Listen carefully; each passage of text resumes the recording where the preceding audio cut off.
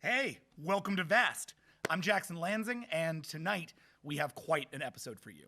The Peacekeep has lost one of their crew members, not to tragedy, but to some manner of ascension. Last week was very emotional, a lot of love, both to our departed player, Kate Leth, who I simply cannot say enough great stuff about, but also for the romance that started to bud between her character and Gina DeVivo's Lulu, which was a surprise to me as much as anyone, and one that has delighted me ever since. So I want to again thank Kate for being such an amazing part of V.A.S.T. And hope to see her return someday for some more exciting times. And in the meantime, we're going to pivot over to a very different kind of story. Perhaps no less emotional, but maybe a little bit less concerned with the survival of babies. And that is The Brightest Eye. So tonight I'd like to bring you to an episode that will inform us more about our characters maybe than any other Brightest Eye episode. I am truly, deeply grateful to our writer on this episode, Emmett Fury. Emmett Fury is a guy I've known for a long time. He was, in all honesty, a guy who, the minute that I realized I hadn't brought him into the V.A.S.T. writer's room, I punched myself a million times and brought him in. I made room for Emmett on the schedule because I wanted him so badly. And let me tell you, it was worth it. Doing this episode in 4 hours is going to be a bit of a risk. 3 hours especially is going to be a bit of a risk. So let's get started. I would like to get you guys into a little bit of a preface here, because we are going to have a return of something we started last week. And then we're going to get into this episode. The episode title of which I'm not going to tell you. Haha, because it's a spoiler. And with that said, welcome to V.A.S.T. We are the Brightest Eye, a proud and noble species of survivors. We alone have stood against the SLATE. We alone are favored by the gods. For centuries, we have known only isolation, but a new day has dawned. Our people are in peril, and we will stop at nothing to survive. This galaxy is dangerous, but our fury is vast. Welcome back to V.A.S.T. We are super happy to be back. This weekend was one for the ages. Colin and Max and a few of us all went out on a groomsmen's retreat to celebrate Colin's betrothal to next week's guest star, Amanda Powers. So you'll get to meet Colin's fiance next week. It's going to be a heck of a time. I've been waiting for the right time to deploy Amanda on y'all because she's amazing. But in the meantime, I really want to reintroduce what was clearly my favorite thing last week that didn't involve pulling out all of your heartstrings and playing with them while I laughed. And that is Kelly, our amazing bartender, who has returned back to make us these amazing drinks designed by our fan Shay. So Kelly, welcome back to V.A.S.T. What a dance! Thank you. So would you like to take us through what we got going on here? Absolutely. So if you tuned into the Facebook live stream earlier, I showed you how. Hi, Shay! Oh, is Shay here? Shay. Oh, I didn't realize Shay was going to be here. Hi, Shay! Yes, Shay's here. Oh my gosh! Back with a vengeance. Yeah. It's so good to see you again. It's so good to make some of your drinks again. Thank you. Shay, your voice sounds like the voice of God. Yeah, you're just like all through the room. Yeah, you are booming down upon right now. us. It's amazing. I love it. All right, so what was that? You got it. You said do my bidding. To destroy the beast. We're gonna do our best. All right, well, yeah, I'm really not used to being God, so let's get this over with. What's our first cocktail? All right, so very first up, we have This May Be a Good Long Island for This May Be a Good Idea. Oh, well, thank you. And Shay, could you tell us a little bit about what is in this? Of course, it's a lot that's in that. Starting off, we've got Coca-Cola, sweet and sour mix, triple sec, vodka, tequila, gin, and Hennessy. Wow. Colin, please take that one slow. This might be a good liver trouble. You can get lit. It's only Hennessy because it's really good and it's what I have in my house. Oh, this is really good. This is stupendously good. It's shockingly light. This is insanely drinkable. Can we all try sips? That's so dangerous. Yeah, It's like a Long Island, but with Hennessy instead of rum in it. Oh my goodness. Oh my gosh. Ooh, good idea is gonna get nutty. Oh, yeah, that's good. Oh, yeah. Thank you. So next up, we have the pina colada, which I just keep saying it's pina colada. It means no worries. Nice. Too drunk to worry. Well, yeah, if you have enough of them. But you tell me about this one, Shay, because it smells like you just walked into a Jamba Juice. Of course, it's pineapple orange juice, cocoa real mix, cantaloupe slices, pineapple rum, and ice. And I know we talked about pecan trees, and I just went with sort of like a tropical palm tree sort of take on it. This is really nice. Tasty. All right, and then third, we have the Mind Bender for Niter. And so for this one, I actually separated the shot that you drop in ahead of time. Wait. Oh, I'm so no. sorry. I'm sorry. Visionary Destroyer is first up. Mind Bender's over here. So Visionary Destroyer, I apologize, is I'm going to make that bomb for you right now. You're going to have to do this a little quick. That's okay. Hold on. Oh my gosh, Tell us really? about this one, Shay. Why does he have to do it so quick? Wait. We should wait for cheersing then, right? He can wait till Wait, hold up. Crosstalk. Shay, what we got? Oh, it's coffee, Guinness Irish Stout. It's extra stout, actually. Jameson and Bailey's, and I kind of went full metal on this one because when I think of Visionary Destroyer, I just think of like an epic Irish car bomb. And the shot is just all the innocent, species and people that they pass by. And the coffee and Jameson, coffee, and yes, as you know, I'm gonna destroy every single thing in this. None of you get any of it. Ha. All right, ready? Yeah. So oh, goodness. He's going to gonna actually do it. Yeah. We're all just I gotta do waiting it. for Max to destroy wait for this. you people to have, I'm gonna have a stained shirt for this whole Yeah, thing. you are. Should we wait until we all have shots? Bomb! to do them with you? Do! Go! Too late. Now he goes for the bomb. 1, 2, 3. Max.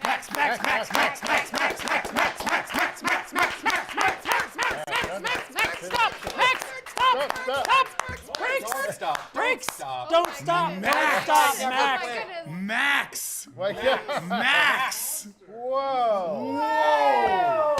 The eye shines bright! Yeah, guns, right? I've never done more. V.A.S.T does not encourage binge drinking. V.A.S.T does not encourage binge drinking, except when it's Max. Stars! Okay. That is like drinking a car bomb and an Irish coffee at the same time. I don't know how That you was did that. absolutely delicious. Wow. That He's was going to really be good. up drunk until 4 a.m. I'm really very excited about this episode all of a sudden. Not like I wasn't already, but holy God. So I think I was a little excited about introducing this one, the Mindbender, because for Niter, because this little tangerine or the clementine in here, as you know, Shay, has been soaking for hours. Oh my God. So tell us, what has it been soaking in and why? It's been soaking in triple sec. Oh my got God. champagne, so when you drop it into the champagne, the bubbles of like the clementine and the champagne kind of make it rotate and move like a brain. Oh my God. It's so Pretty cool. It is. I gotta say, Thank you this so was much. my favorite of the designed cocktails when I first saw the picture. I was like, the idea of making a Nidar out of a cocktail, like in a physical capacity, was unreal to me. I love this concept. It's beautiful. Thank you so much. Classy drink for a classy mind. Nice. And what's our last one? Our last one is the science thing. It is for Hans. It is a Jello shot. Tell us about it, Shay. It's squishy. It's a Red Bull vodka Jello shot. Oh, that actually is right on point. When I think of Hans, I just think of this like ball of energy and information, and Red Bull. Vodka contains information. It does. Of course. I love this. Fantastic. All right. Well, all of our amazing cast members now have their amazing cocktails. Thank you so much. Inside of them or not. Yes, indeed. So thank you, Somewhere. Kelly, so much. Thank you, Kelly. Absolutely. Cheers. Thank you, Cheers. Kelly. Enjoy responsibly. Thank you, Shay. Thank you so much. And thank you, Shay. Thank you so much. All of this is amazing. And I want to give you a personal thank you for the 2 cocktails you created for me this last week. I felt so left out in not getting one of the cast cocktails. No, I'm joking. You were amazing. I gave you a challenge and you stepped up hugely. I cannot wait to try both of them. That first one, the Lanzing,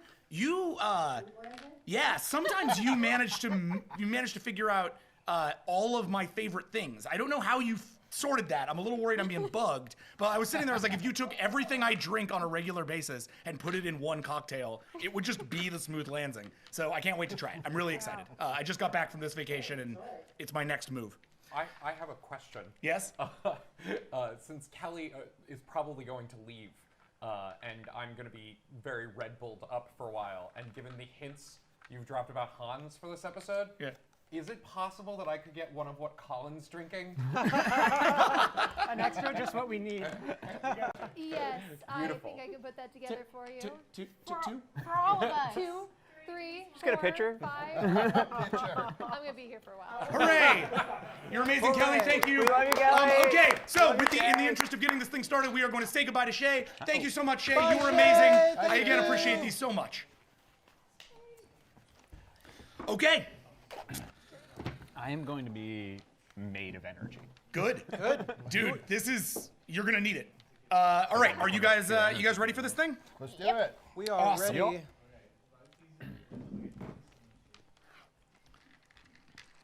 Doop, gonna find a way to get my stuff in line. That is delicious. Shay, you are phenomenal. Okay. Delicious. Yeah, I'm really amazed that you guys are gonna be as Toasted? toasted Plastered? as I want you to be for this. Okay, Science blasted? here we go. Science blast. Science blast. Destroyed? Visionary destroyed. I'm just typing in an announcement tweet Tank to tell everybody that V.A.S.T begins now. All right, guys. So let's begin. Welcome to V.A.S.T. This is V.A.S.T episode 10. My gosh, episode 10. The title of which I will not be revealing, but for now, I'm just gonna call it The Station at Bastion. You'll learn the true title later on. This is by Emmett Fury and stars Colin Kelly as This Might Be a Good Idea, Jodie Hauser as Pac-Ha the Limb, Max Isaacson as Visionary Destroyer, Ray Utarnachet as Nidar the Mind, and Jonathan Callan as Hans Harald Nehrun, otherwise known as Hans. I think that's the first time I haven't had you guys introduce yourselves. It's okay, we liked it. Nice. Made you feel important. We fancy. Yeah. We begin about a day after the events of the last episode. The newly refit Screaming Valor is set to rendezvous with the rest of the Brightest Eye search ships and lead them back into the Eye. A few quick notes on your ship, if you bring up your ship sheet. Which I'm going to do right now because, of course, I forgot.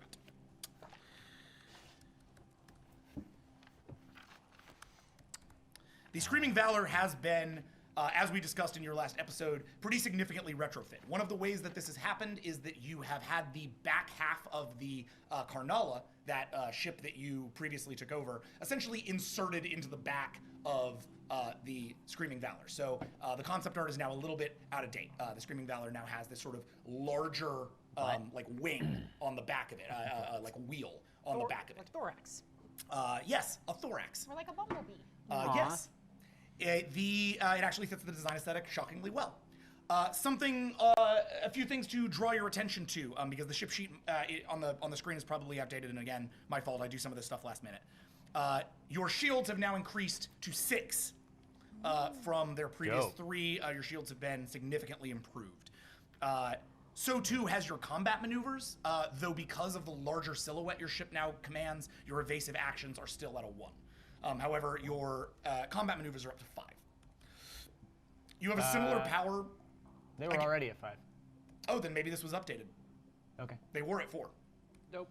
Oh, okay, sweet. So at least that bit's up. The power systems have been improved, as have the power systems have not been improved, but the transporter systems have been improved. You now can transport 4 people at a time rather than 2. Cool. The Corsair Cyclone is fully operational. You have pilots who are trained in the use of the various vessels, and you can now use those fighters. They are not usable in orbit, or in atmosphere. I want to make that clear. These things are not Atmo vessels, so they can be operated in space or not at all. Make sense? How many of them do we have? We had a dozen before. Then you have a dozen now. Okay. Thank you. You have new weapons on the ship. You have a Polaron beam now. These are Siren weapons that operate twice as well against shields. These generally you're going to want to fire as your first line of offense. So we still have our burn cannons. You do. These are mounted to the Carnala. So you have Polaron beams as well as mines. You have the Carnala's sort of mine system. Did those work in Atmo? Mines, no. Well, I mean, they would fall to the surface of the planet and probably destroy themselves on the way down the same way like a meteorite would in Atmo. But they could be perhaps used as depth charges. This is a way to use them. I can like fart underwater with my ship. Yeah, underwater ship farting. That's about right. It is. Plop, plop, plop, plop, plop, plop. It is a real pleasure to be part of such a robust and awesome ship. I am so sorry, other team. I guess you gotta do something about this, because this ship sheet is really beefy. They need to recruit their own Hans. Yeah, they should have got a Hans. Your scanner, they kind of took their Hans. Yeah. You kind of took their Hans. You also have better scanners and analysis now. Your scanners are a 3, your analysis is out of 4. These are generally like essentially Siren beefed up systems that have been started to plug into Hans's tall Klee systems. Cool. Do we have our AI as well? Sort of Okay, so this is a great question. You have been attempting to mount the AI to the rest of the ship to coordinate all ship systems. As of now, this has not been achieved.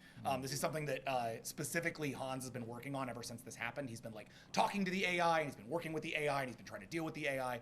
Generally, so far, it's been unaccepting of Brightest Eye ship systems, mostly because the Brightest Eye ship systems are run through Concordance, and the Concordance, you cannot run the AI into the Concordance.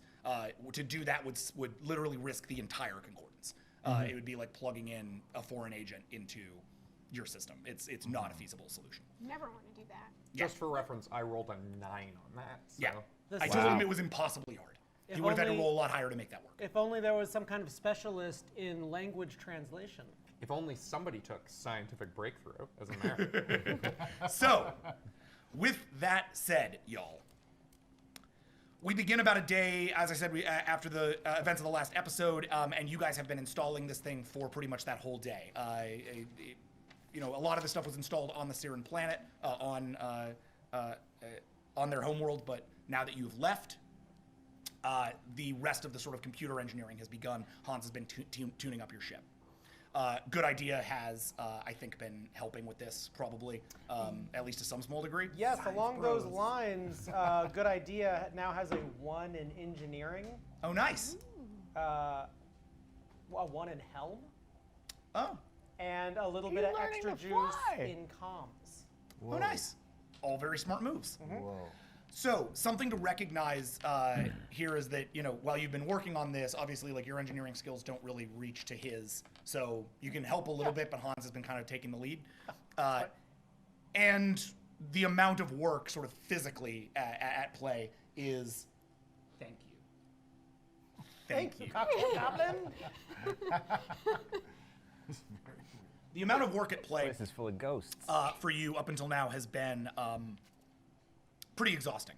So you are now exhausted from the installation and the training of the new crew, and have been invited to Takah's quarters via private communication. It's been delivered by one of her limbs, a limb without a name, who brought it to you while you were working. It's just a simple little piece of paper, essentially. Do you have any idea what you want to say on your invite to him?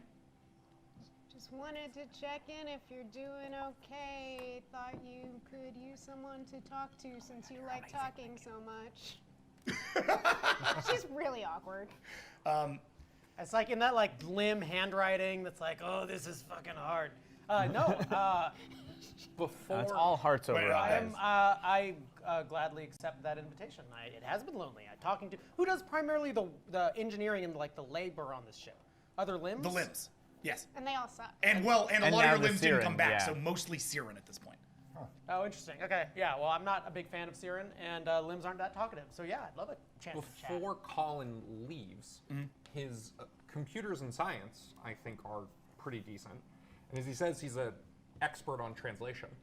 getting an AI to talk to a concordance network, would you describe such a thing as a major breakthrough from a scientific perspective? I would, but again, I would caution, if you do that, you are risking the entire brightest eye concordance.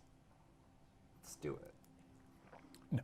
I just got scientific breakthrough. It gives me an extra 10d10 for anything that completely fucks up. Like, if it just changes how everybody knows about everything. You can fix it. Yeah.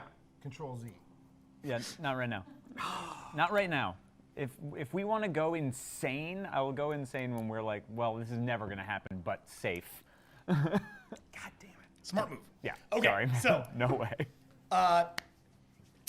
You head to her door. It auto opens for you. It recognizes your pass, and you step through. The place you see is what seems like essentially an endless forest.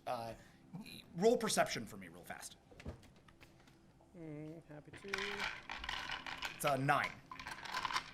Gonna make sure you're up to date on any merits that might have gone into this. Nope. Not yet. No. 1, 2, 3, 4, 5, 6, and a crit for 7. Cool. It's not an endless forest. You step in and you can tell pretty immediately the ceiling's very high, but the walls themselves are actually not. They're projections of more forest. Oh. Clearly made to like make this thing feel a lot bigger than it is. But you can tell the walls. You know this. They had similar projections initially for you in your cage. You step into the forest, and Pac-Ha, you are above him in the trees. Go. She waves down from up above. Hi, there. Salutations, Pac-Ha. Happy to take your invitation to join you here in this endless forest. Well, as close as you can get in space, I guess. Of course, there's always limitations. It's nice that they treat you to such a nice, I suppose you'd call it a home. Yeah, well, I did a lot to earn it, you could say. Well, undoubtedly. I mean, you are limb prime. I mean, I've known some first limbs on a few ships in my time, and I know that requires a lot of dedication. You have to be loyal and determined to reach this kind of station in life. So you've clearly made it. You must be very happy.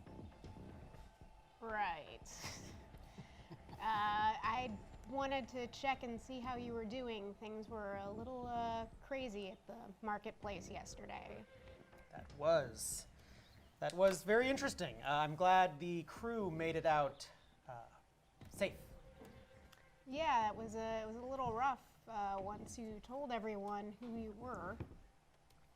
Oh, that little incident. I mean, I felt that they might be able to, in knowing who I was, we might be able to further Gaska's cause. After all, she was being blamed for not capturing me in the first place. If they knew the situation, I mean, I just figured, the truth would elevate her position.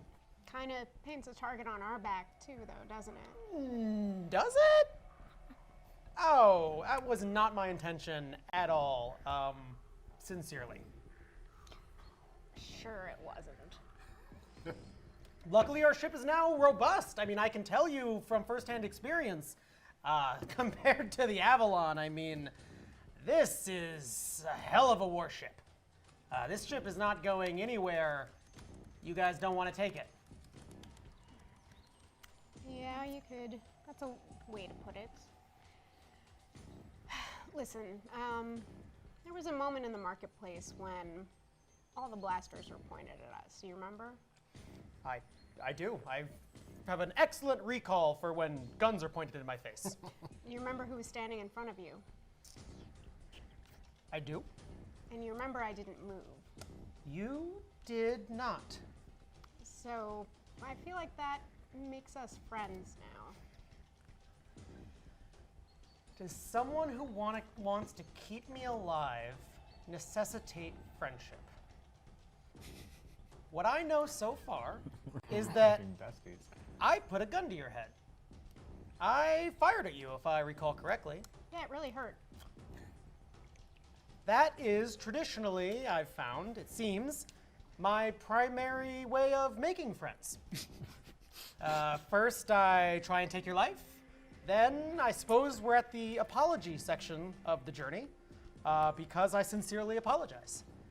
I was trying to protect myself, as I think everyone is trying to do.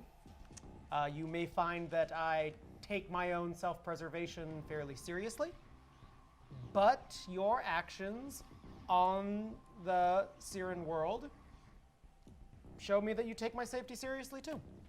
I do, very much. I don't know if we're friends, but I certainly am happy to call you a compatriot. Take that for now. I do have one other question for you, though. Oh, of course. You said you were held in a box for 700 years. Yep. Why did it take you so long to get out? Why did it take me so long to get out?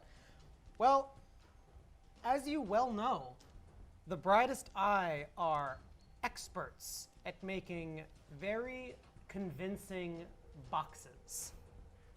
It's one of their favorite things to do. Anyone trapped in such a way, well, it takes a while to realize that box even exists. It takes a while to realize where there's edges and boundaries, and doors, and windows. And, well, once you see the edges of that box, well, there's nothing you can't get out of with enough determination. But let's just say I worked as hard as I could, because I believe that everyone, Brightest Eye or not, deserves some kind of freedom. That would be nice, wouldn't it?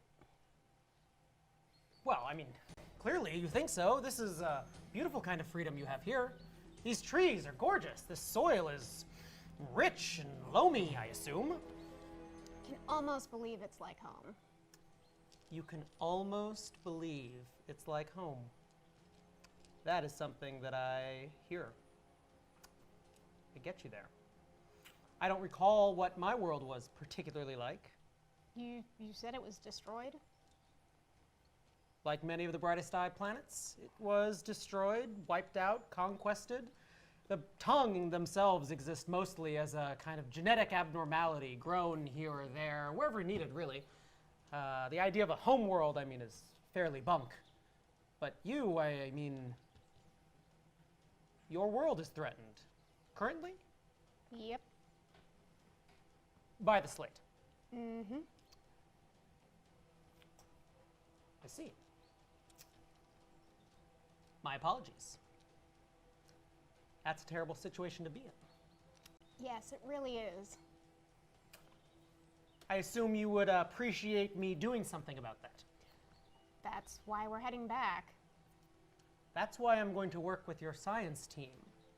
That's why I'm going to work with your captain. But take my word for it, compatriot. If we're going back, well, that's the last thing I'm going to be doing. So let's hope that we can come to some kind of agreement before then. On the bridge, your sensors have begun picking up something you know all too well, Hans. Anti-SLATE radiation. The same kind of radiation that you clocked on the planet, Hasclaw First World, previous. The same kind of radiation you are looking to manufacture Visionary Destroyer, given your compact with good idea at the end of the last episode. Mm-hmm. It appears to be emanating from a nearby system, which is recognized on your Siren star charts as the Bastion system. Bastion system includes a massive nebula, about 2 million light years across. Huge. Hans would recognize this, by the way, without a roll, as a B-class nebula. This means that the nebula interferes with all standard sensor readings, and it reflects light from the Bastion system's star. So the only way to find out what's inside is to actually go into it. Just FYI. You two are called to the bridge when this is discovered. Visionary Destroyer, your bridge. We've come across something slightly interesting. There seems to be anti-SLATE radiation coming out of this nebula. That's impossible. Well, so are you, technically, so I don't really know how to answer that kind of a question. If I may, why would you say that it is impossible? It has been twice now that I have encountered radiation either the same as or similar to this kind. Well, once on an impossible planet handcrafted by a race of nigh omniscient demigods, and once in the energy surrounding and crippling our own planet. In fairness, those nigh omniscient demigods do control 1/3 of the galactic core. And yet, this is a podunk corner of Nowheresville.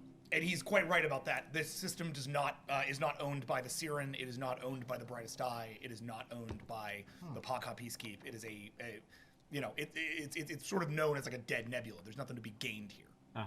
He is correct. The proposition is most fascinating. If I'm gonna hide the most powerful thing in the galaxy, I'm gonna put it in the ass end of the galaxy. I'm not dropping it in the middle of Pac-Ha space. Which would explain why we are here with Good Idea.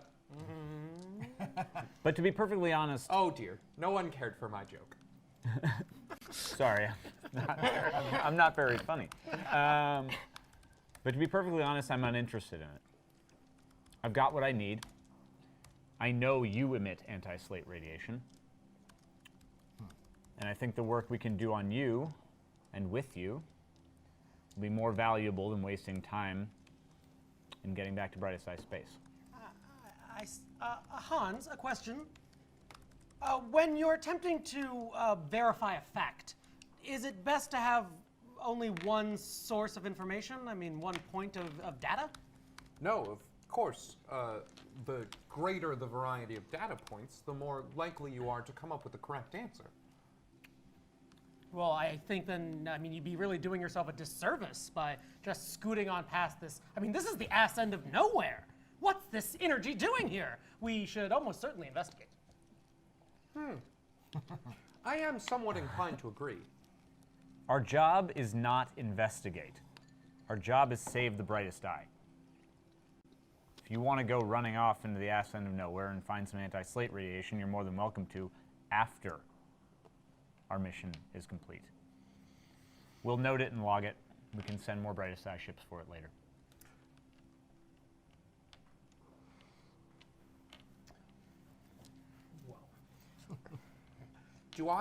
Is there anything else I notice about this? Want to do a perception roll? Anti-SLATE?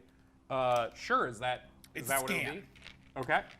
So that is your... this is your scan roll, which is a 20, but that's really more of an analysis roll. I would like you to scan utilizing your new scanners. Okay. So just roll 3d10 for me. And I'd actually like to do a perception listen. Whoa! Just 'cause there's been some weird... Do a listen? Yeah. Go for it.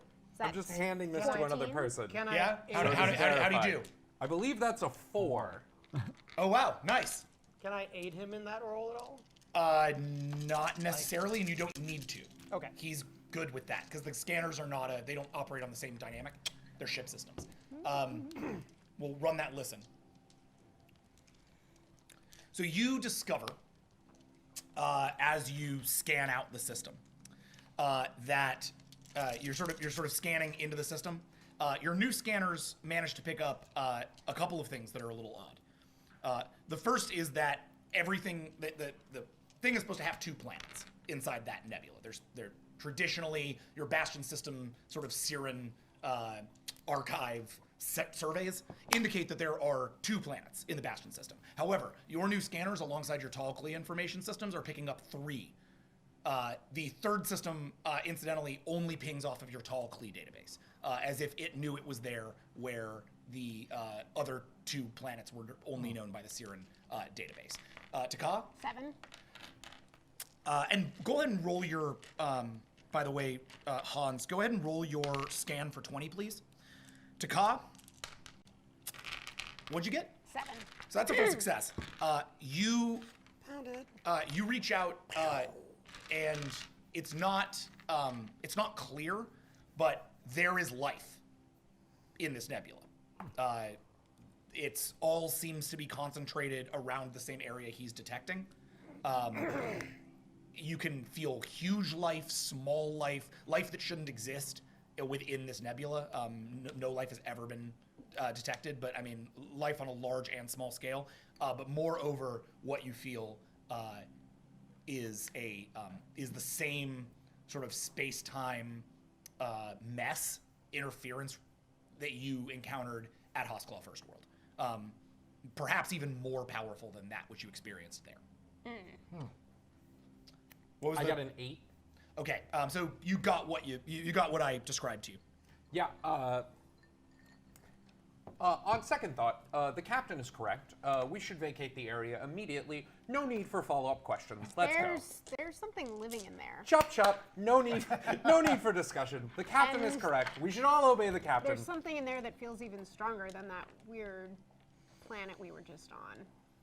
Strong things are bad things. They can often kill you. Let's go. Can I reach out with my suspicious feelings? right now. Like my SLATE. Yeah, if you like. SLATE Juju. Is that the name of your skill? Kinda. Yeah. I'll try and go deep because he does not seem convinced. I am Wouldn't not. you try to convince him then? Well, it's a little odd that you as like the social powerhouse on the ship are not attempting. Well, it's easier for me to. Well, But if you'd like to reach out, you can also do that. It's just interesting. You're like, oh, I don't know how to convince him. It's like you're the No, I most know how to convincing convince person in him. the It's game. just easier to do it with real facts. But Sure, actually, yeah, if you want to try. it's probably actually not easier to do with real facts. Oh, oh, the energy! It's coursing through my body. It's drawing me closer. It's the only thing we can. Oh! Captain, I think it's killing him. I flort down onto the ground. Agreed. Hans. Yes, it is killing him. We should flee. Roll 20. This is your lie. Get him to med bay. And keep going. Hans, let him black out. I'd rather you operate on him unconscious. Operate? Yeah. If this is what's going to be happening to him all the time, I'd rather keep him in one piece. I should probably just be taken to the planet. You don't know what's good for you. 2, 3. We've got a doctor on board. 4, 5, 6, 7, 8, 9, 10, 10, 11, and then 1, 2, 2, 1, so 9. Okay. So I totally buy it. You're rolling a social defense. Yep. This is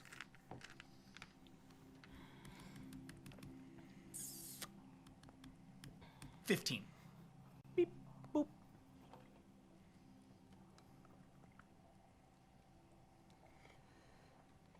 So that's a 5. Any ones? I roll. Oh God, terrible. 3. Okay. You are convinced by his lie. So at least from the perspective of you don't think he's like doing this not on purpose. There's a weird Okay? anti-SLATE thing. Yeah. happening. Something's happening to him. He's on the ground. He's sort of having a seizure. Go. Yeah, Hans, get him to medbay. I don't care what has to happen, but get him there, get him strapped down, and don't let him hurt himself. I must admit, though, I am fascinated by this phenomenon. And if you want to study it with your equipment in the right place. I'm not going to let this happen on my bridge. Very well. Someone needs to move him. I am very frail. Pac-Ha, get a team Yeah, of Wills. Pac-Ha just picks him up herself. So can Idar talk to the captain for a second? Go ahead. Yeah, if you so get- as yeah, get down as to medbay, go Pac-Ha for it. and Hans move, good idea, seizing into the other room. I'm like trying to keep him from swallowing his tongue, I guess, since it's like most of your face. Yeah, moving him off of the bridge, and the ship continues to move away from the Bastion system. Gotta go! That's where we gotta go! I think Captain. it's killing you. Well, wait, hold on. He says gotta go, that's where we gotta go. Roll for that. Ooh. Roll for social convince. That's not a lie, by the way. Your social convince is a 19. So just take 1 off of that 20 and re-roll that. Destroyer, roll a social defense at 15, please.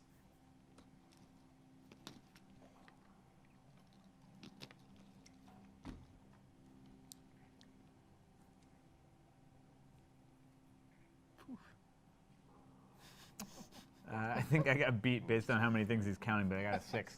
Okay. 10, 11, 12, 13, 14, 15. 15. Jesus! Cause no fail. As he's pulling out of the room, you hear him say this, and your conscience kicks in. You made a deal with him that you would do whatever you could to find anti-slate radiation and use it rather than him. You signed on this. You agreed to it. He is telling you need to go to this place to solve it. Taking him back into that cage is not your deal, and you should not do it. And you feel it in your bones. Yep. Does he have bones?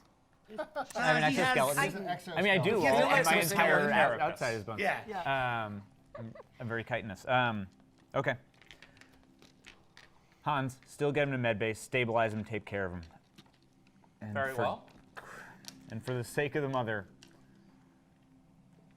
somebody steer us into that damned nebula. Captain, if I may, that is a very unwise idea. I know it is. But if we haven't been a group of people who have done nothing but make unwise decisions and come out on top every single time, I don't know what we are. So you know what? I may as well throw us into the mouth of the devil. Yeah. You read my mind. Who actually is flying the ship right now? You read my mind. One of the limbs who used to work under Noble, right? We have just like a limb flying the ship.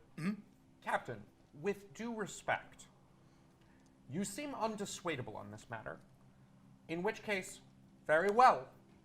But I would like to be at my scanners for when we enter the nebula.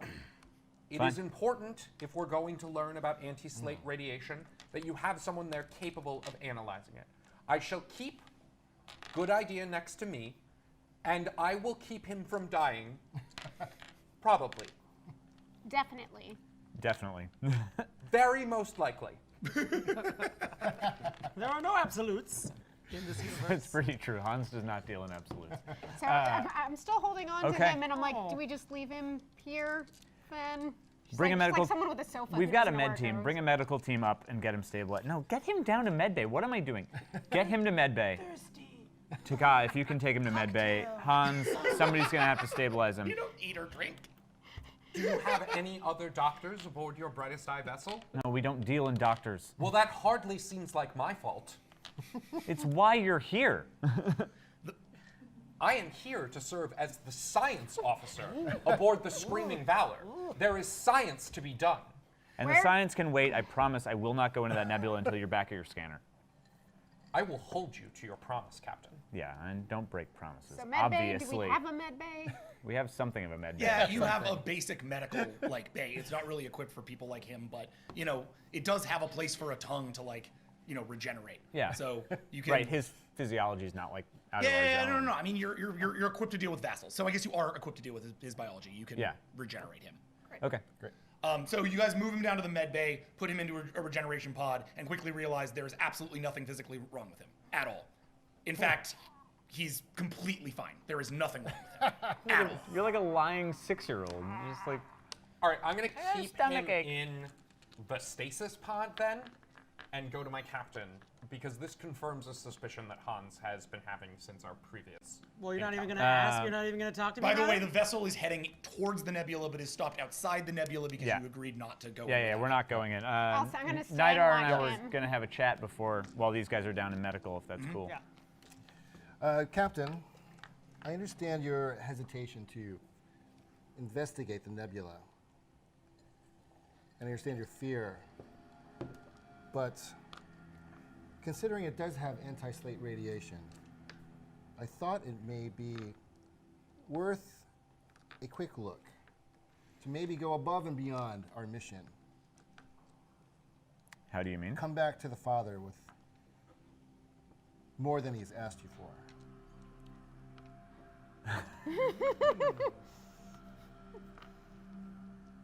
I don't think you're wrong, Nutter. But I've tried to build my entire life on being something exceptional instead of being exactly what they asked me for. And for the most part, I've been considered an aberration. For once, I'd like to just do the job. But I think my better angels are speaking against me, as it were. You're not wrong. And I don't know how well I'm going to be able to handle something like this. Every bone in my body wants us to go home. I'm not happy about doing this. I'm going to need your help. Well, all right, Captain. I believe you have my help. Thank you. Pac-Ha said there were life forms in the nebula, and although I did promise Hans that we wouldn't go in until he was back, I want you to reach out. Find me what you can. All right, let's do that. Nidar sits into the central chamber of the bridge and rolls for telepathy scan. This is 24, please. 24. Hot damn, 24. Do I even have that on my... I do, all right. It's almost as though someone increased his abilities. Almost. How strange. Lifting mind weights. The return of the Chrysos. I must attend to something in my quarters. Wow. Goodbye. Hey, I rolled a 12. Dope. So that's an outstanding success. And yet, you are picking up nothing. Wow. No life forms, nothing. You realize pretty quickly that you are not able to sense even the minds aboard the Screaming Valor this close to the nebula. Whatever's going on deep in there has a deep interference with the effective range of your telepathy. Wow. But Pac-Ha So was once able the to... ship enters the nebula, it is entirely possible your telepathy will only work at an incredibly local level, if at all. Interesting. It is disconcerting. But Pac-Ha was able to feel, was able to listen to... Correct. Okay. Her space-time sort of listen different. is different than your mental telepathy. One sort of operates at a quantum mechanical level, the other is brainy. What you're not picking up are the brains. So I deliver this bad news to my captain.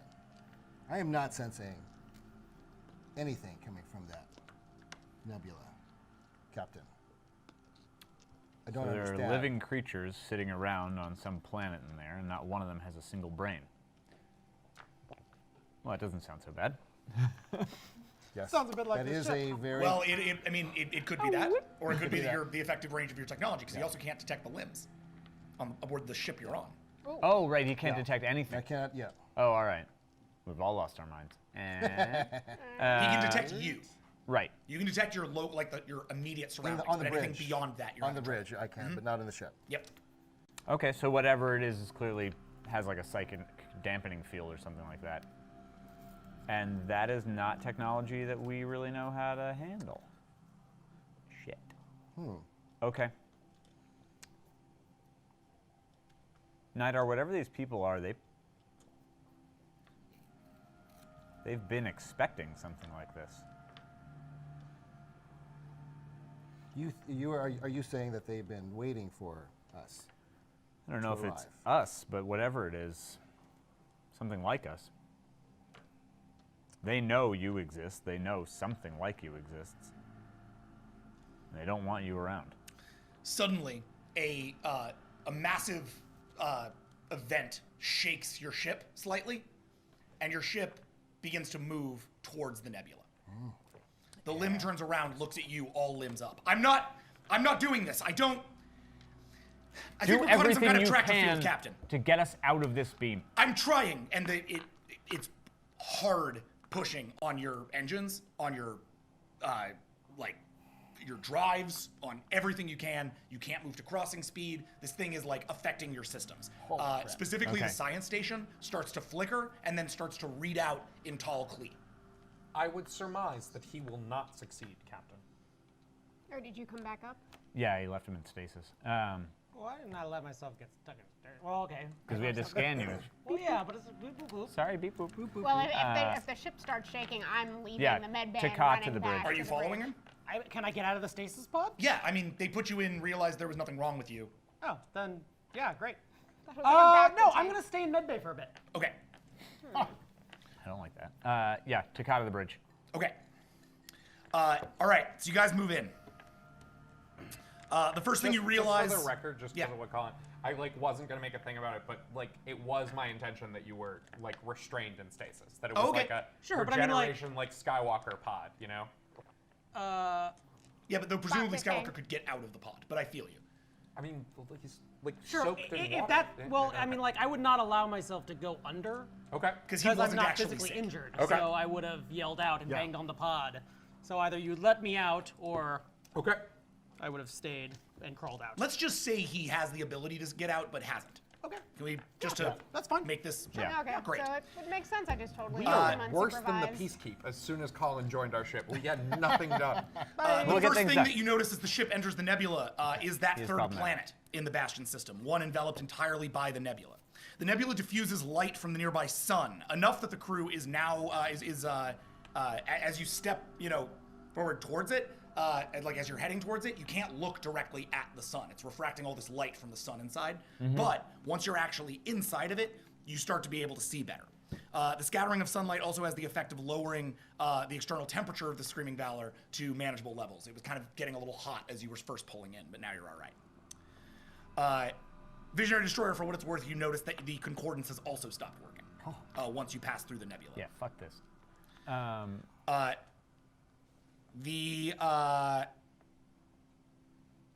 You are basically being pulled towards Bastion 3, that planet that you uncovered previously. Yep. Okay. There is not anything in sight to shoot yet, correct? Would you like to scan for stuff to shoot at? What I want to do, hold on, give me 1 second. Of course. Hans, send a message to whatever source this beam is coming from and tell them that they have 5 seconds before we shoot everything we can in the direction of Bastion 3. Captain. And if it doesn't work, we will crash our ship directly into that planet just to take out whatever's pulling us in. Captain, if I am correct about what we are experiencing, and I very much imagine that I am, what you are suggesting will not work. Will it kill things? No. Perhaps Then what the hell are you suggesting? I am suggesting that now that we have chosen our course, we must see it through. What are we about to go into? I can discuss that with you, but first I would like to discuss a separate issue. More important than the giant planet that's sucking us in that I can't shoot? Yes, because we are about to enter a gravely dangerous life and death situation. And if we do so with good idea, then what I have discovered must be communicated. I took good idea to the medbay. He is not sick. This confirmed a hypothesis that I have had since our time on the Siren world. Good idea, and I don't think it would be metagaming to say that at this point we've all kind of noticed, and certainly I can notice based on the data, that he's got some ability to convince people of things that he would not be able to otherwise. Sure. Right? Okay. It's what my species is known for. Yeah, this is not atypical of a tongue. Yes. But in this case, extremely effectively, right? I am concerned. He's a very good tongue. I am concerned for the safety and effectiveness of our crew as an operating mechanism. So long as we allow good idea to speak with us unprotected. If you order me to do so, depending on how concerned you are about our new guest, I can engage an antiviral measure that would function for our bridge crew, only when we want it to.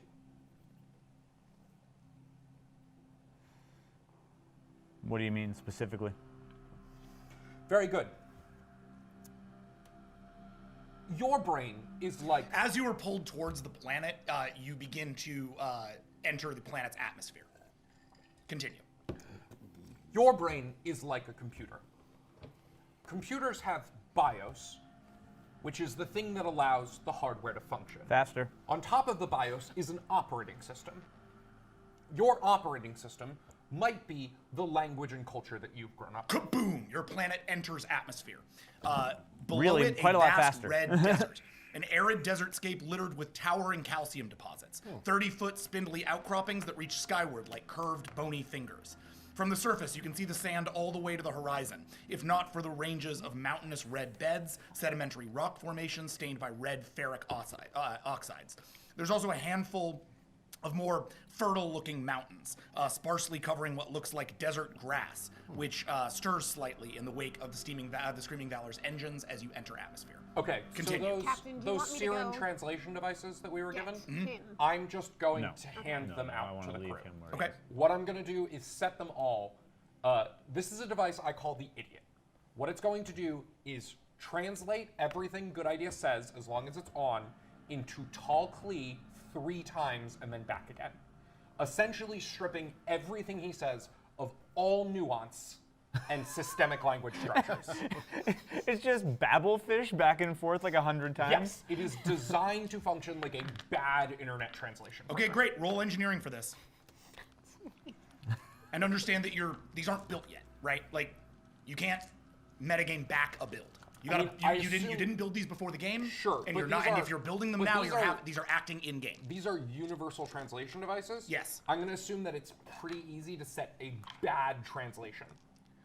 I mean, you're dealing with Tall Klee, which is kind of a complicated measure here, but Take sure. any language you want. Sure. I mean, you can do it in Siren. Okay. Oh, 'cause we've got you want me to Siren roll translators regular for the crew. engineering? Yeah. Got it. That was part of his acquisition. All right, so that's an 11 for hacking, please. 11 for hacking. Yes, because these things aren't built to translate inside of each other back and forth. They're one-way translators. The idea is that they translate once and then back. If you're going to change their functionality, that's hacking. I'd like to do one thing in medical when the moment. Okay. Okay, I'm going to use 2 of my willpower. Okay.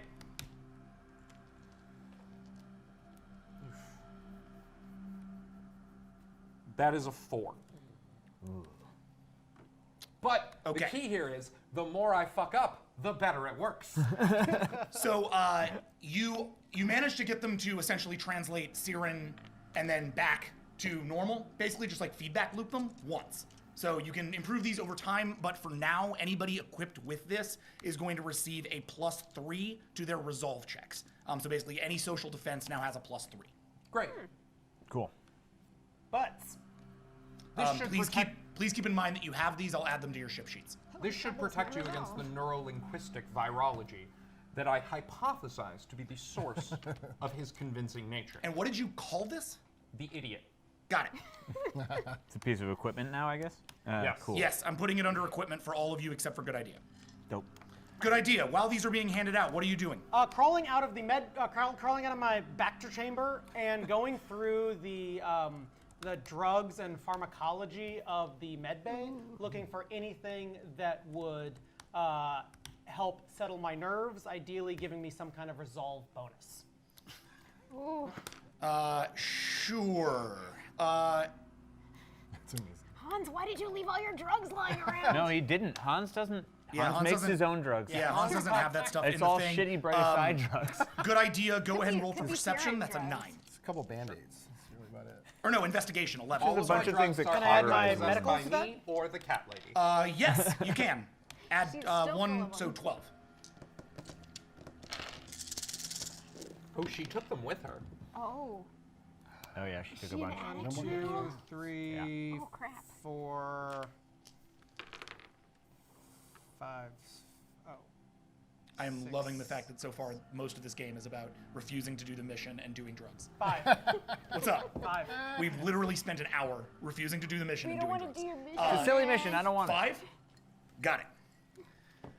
Okay, so let's say you find a basic sort of mental relaxant, like a nerve calmer designed for tongue that maybe have encountered like more freaky shit, messed up situations, and you can take that for a +1 to your resolve.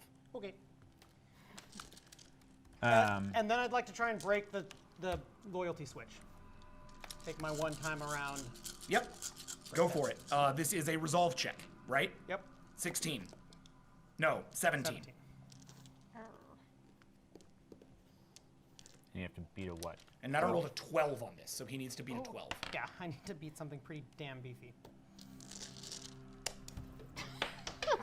The dice are attacking. You want to use any willpower in this? Yes, I want to use 3 willpower. Okay. That was a big wasted willpower. 1, 2, 3, 4, 5, 6, 7, 8, 9, 10, 11. Oh man. Oh, Wait. so close. 1, 2, 3, 4, 5, You're the 6, 7, defender, 8, though. 9, Ties go to 10, you. 11, 12. Ties go to Whoa! the defender. Yes, they do. Ha! You suck. I just really wanted to shove that in your face. I'm sorry. I'm sorry, Jack. I had to do it. Yeah, Okay, all right. that's all. Okay, cool. However, Nobody likes you. However, in this particular case, this is not a combat. This is not a binary situation. You just matched his roll, meaning that now from here on out, you only need to beat a 10. Oh. This is you have basically busted up against the defenses towards Found the walls. rejiggering your own system. Now, the next time you do this, it'll be slightly easier for you to do. However, you have to wait to do it. Yep, cool. Okay. This sort of happens to you as you take the relaxant, and you just sort of like focus on it, and you feel the walls go down in your mind, and that's around the same time that your eyes start to roll back in the back of your head, nuts. and you start to feel the intense amount of anti-slate radiation all around. For real this time. Meanwhile, on the bridge, the ship is being led inexorably closer to an unusual feature of the otherwise barren landscape, an ancient wind-swept basilica. Tall and sort of beautiful in its construction. Its windowless exterior is covered by an array of solar panels. Awesome in the truest sense of the word, this looming phantasmagoria stands 170 feet tall above the desert floor and is nothing short of a love letter to fractals and curvilinear geometry. And Hans, to your eyes, it is unmistakably of tall Klee design. Oh. Captain, you want me to itself. shoot it? No, this basilica. No, I mean, Which we're is not going on to a be able to do any planet. damage. Yes, you are in atmosphere above dropping Bastion guns. 3 right now. Me too. And are heading, you're basically being 100%. pulled towards this thing. This architecture is undeniably tall, clean in origin. However, it is most uncommon for any tall Klee to settle on an actual planet. Yeah, I thought you were nomads. That would be one way to put it, yes. So what you're telling me is this is a tall Klee planet? I'm telling you, Captain, that we are all in grave danger. From what?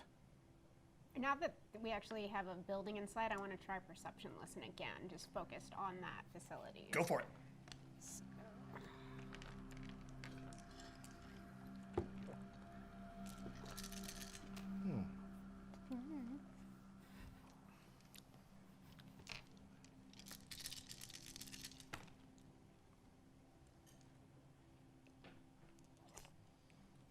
Five.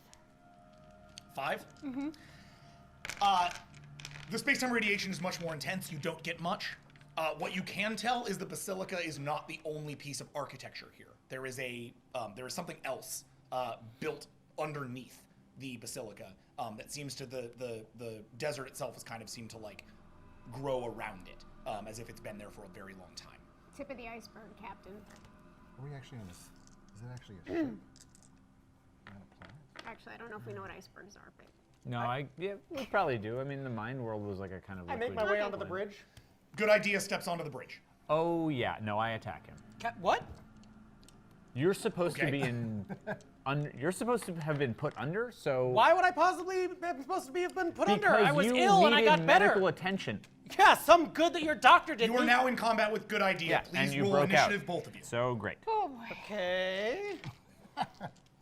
If you're going to break these kinds of deals that I make with you, then What deal did you make with me? I was convulsing. we work together. I got a 1, 2. I got a 2. Oh, no, a 1.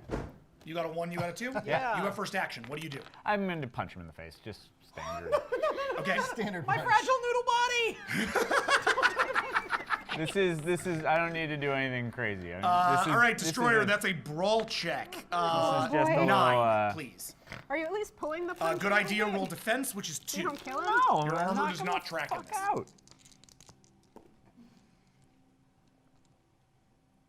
Okay. 5. Okay. Your offense is effective.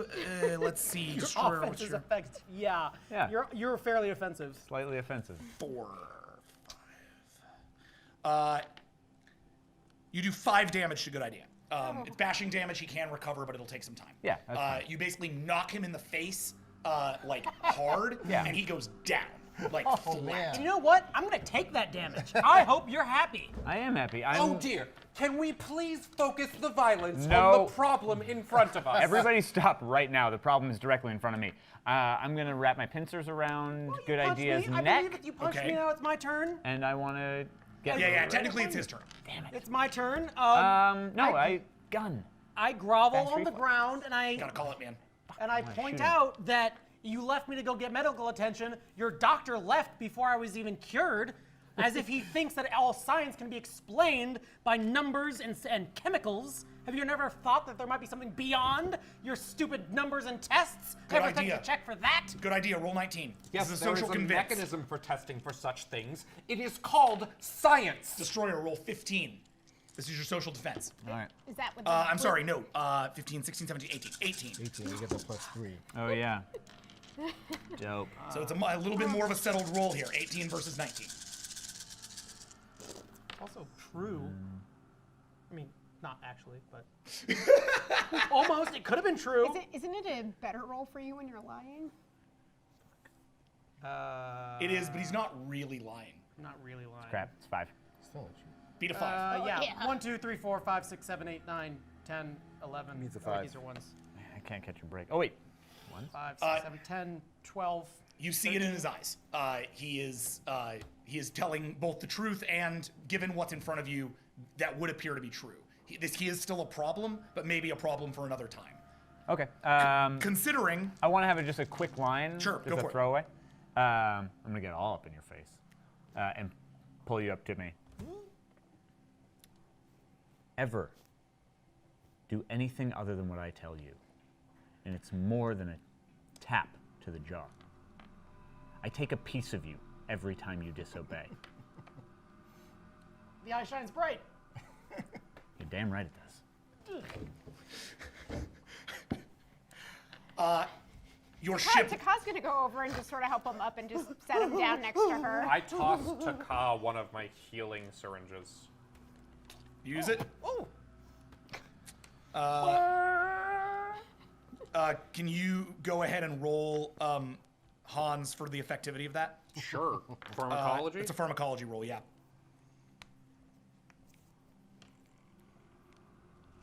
My little fragile face knits back together. I can't wait to eat a piece of you. God damn it, Max.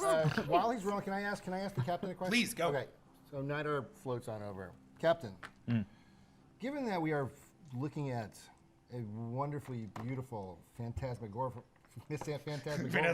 Sorry, give me that number real fast. 14. Thank you. tall Klee building, and yet our tall Klee crew member seems to be freaking out. I wonder if it's worth asking him exactly why he is freaking out. I think that's as good a question as anyone's going to ask, Nidar. Because tall Klee are dicks, okay? They're huge, swinging dicks, and you want nothing to do with them. You're right, I don't. But I want to know why they have anti-SLATE radiation, and I have a feeling you probably do too. The ship lands. Ooh. I'm just Right like, in front of the basilica. Thank you. Thank you. say we're friends. Oh, we're getting there. Well, we'll go out and meet them. All of us? Yeah. Get a security detail, Pac-Ha. I'm gonna want more than just 5 people walking out into this. How many? How many limbs do we have? Hundreds. You have a couple hundred. 20. Okay. If you're encountering a strange alien civilization, you might want someone who can assuredly speak the language. Yeah, who you doesn't would make think that. simple mistakes. We do have a native with us. I just, yeah, a native who doesn't even know how medicine works. Good idea. You're coming for the sole purpose that I can't leave you alone anymore. I'll keep an eye on him, Captain. Well, that sounds like the safest place of all. Keep a weapon on him, too. I have lots. Pick your Keep favorite. a weapon on him. I have lots. The Pac-Ha story. All right. Yeah, let's go out. Okay. Let's say hello. You step out onto the surface of the planet, now essentially standing below the basilica. A large flying buttressed archway flanks the building's one entrance. There is, as far as you can tell, no one there to greet you. Hans? This is abnormal, even by tall Klee standards. Great. Abnormal tall Klee. Are you not an abnormal tall Klee? Oh, I am the most abnormal tall Klee. People like me. They do? Sometimes. I'll go ahead and You know, he's not wrong. I like him. I don't. 1, 2, 3, 4, 5, 6, 7, 8. There is a keypad just outside the double doors. It's ancient, but it is functioning. You also can, while your scanner is otherwise essentially like pretty useless, you do detect like strange blips of life signs within the facility, but they're inconstant and moving. Captain, you'll find a keypad right there next to the door, as well as various life signs within the building. I'll try to open the keypad. Hans, you reach over to the keypad. It's relatively primitive, but you recognize the tech, and the interface is indeed in the Tall Klee language. It's a simple matter for you to use the pad to coax the doors open. You do not need to roll for this.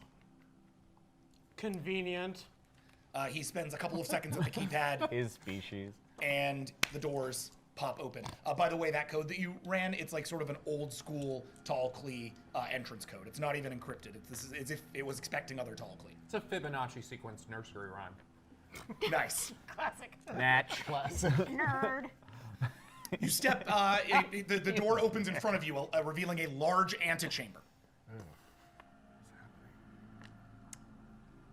You're currently Hello? still standing outside. Well, Your voice simply echoes through the halls. Hans, can you scan for that anti-SLATE energy? Sure. Captain, should I You look down at your scanners, and your scanners are completely on the fritz. No, I cannot. Captain? I'll listen again. Okay. Now that we're at the door. Yeah, good idea.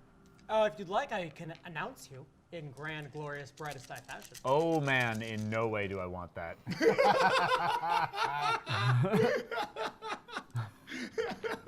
Sounds down. like borderline the worst thing I can imagine. Saying they invited us here, we might as well say hello.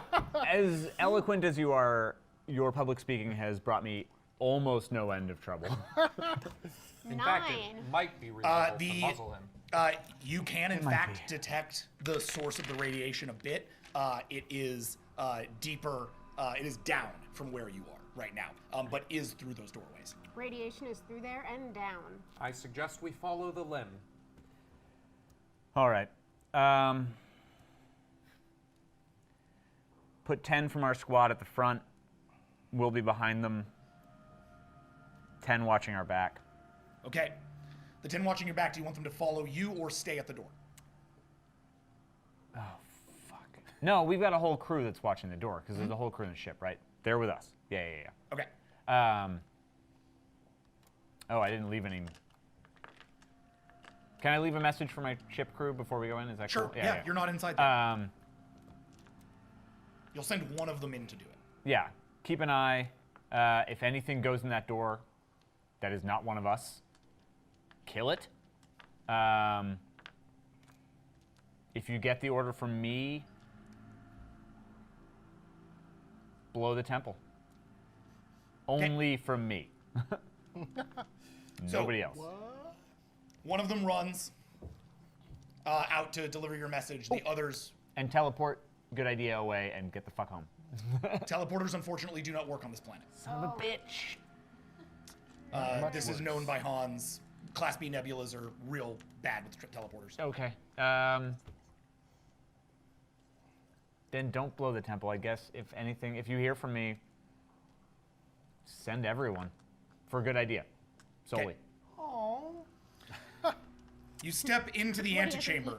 It's large and largely empty, save for a series of support columns and a lone computer terminal. The columns, like the rest of the building's architecture, ingeniously utilize Euclidean geometry to approximate patterns found in nature. Fibonacci style. The columns themselves holding up the antechamber's ancient ceiling with tree-like branches. It's fallen into disrepair in the untold hundreds of years that it seems to have been here. Largely abandoned. You see no tall Klee anywhere around you. This place is very pretty. I must admit, I'm quite fascinated. I assumed whatever we were detecting was modern tall Klee research. But this place is hundreds of years old. Could it be possible that my people understood anti-SLATE radiation far before even I was born? If that's the case, then your people have sold out the entire galaxy. By not sharing that information, they've let billions die. Well, it would not be unlike them, but we do not have the full story. I suggest we continue. All right, into the pretty forest. Hans, are these designs and architecture reminiscent of classic tall Klee stylings? Does this look familiar? Would you like to roll for tall Klee history? Sure. Okay. I'm gonna make that for you.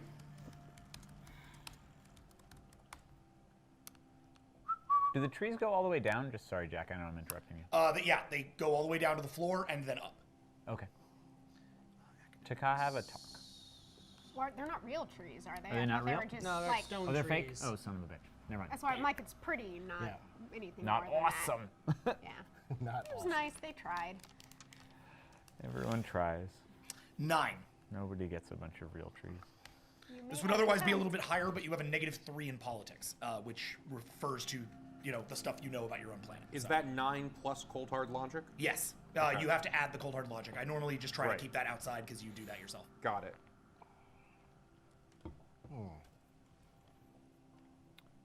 Oof. Ugh. 2. You never really paid attention in class when it came to other tall Klee. They were always fairly uninteresting to you. In fact, deeply uninteresting to you. So, I mean, maybe. Certainly old. Buildings are not science. Touche. As you clear the entryway, the security door snaps behind you, completely automated. Kapoosh, locking you in the room. Is there a keypad on this side at all? No.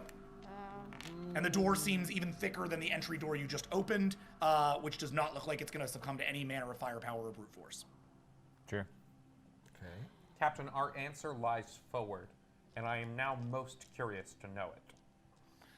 As you walk forward, you notice 2 doors to the other part of the facility, each labeled in the tall Klee language.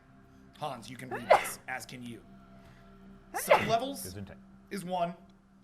Ethology is the other.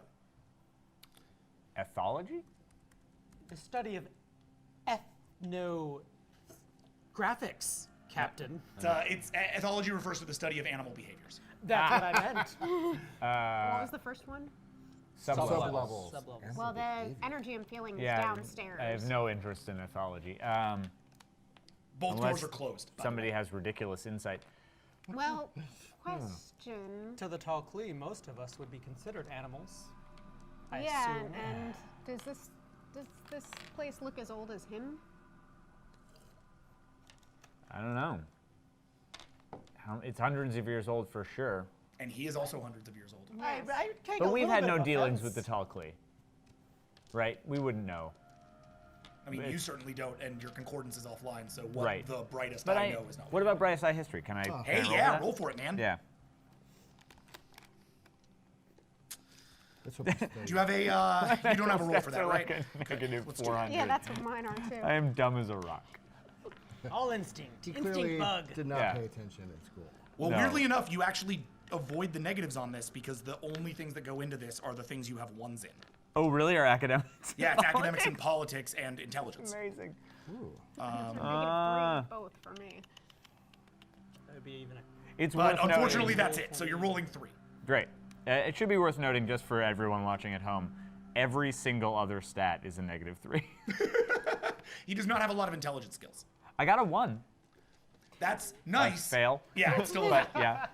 it's not a bit, have a 1 in but medical. you're not sure. Oh no, wait. Sorry, I rolled a 1. I got a 0. Yeah, no. You have no idea about brightest eye tall clear relations. As far as you're concerned, you guys have never had dealings with them. Cool. Captain, I am impatient to know the answer to this question. I suggest we split up. One group could be Nidar, myself, and Good Idea, and the other group could be you and Pac-Ha. And what happens if anybody even tries to shoot you? All of you are the most destructible things on my I'm ship. sticking with him. I think it'd be best if I stuck with her. Oh, see, we are friends. Yeah. Good Well, idea that's steps also forward not to a make thing that I that feel point, particularly and as he confident about. does, his foot seems to step on a no. small rock area that as he steps on it, the whole place seems to fill the air of the place seems to fill with a spritz of unidentifiable liquid piped through what you can only assume is some manner of fire suppression system. It sprays all of you and then settles. Does it burn or anything? Nope, not at all. Hans, In fact, it's scan this. complete. The liquid is completely invisible after a couple of moments. The time for scans has passed. Who cares what liquid touched our body? If we were just I poisoned. seek answers. If we were poisoned, then we shall die. I think we're just Unless you're a doctor. Okay. I agree with the guy on this one. You are a doctor. 1, 2, 3. Were we just sanitized? But it's only a 2.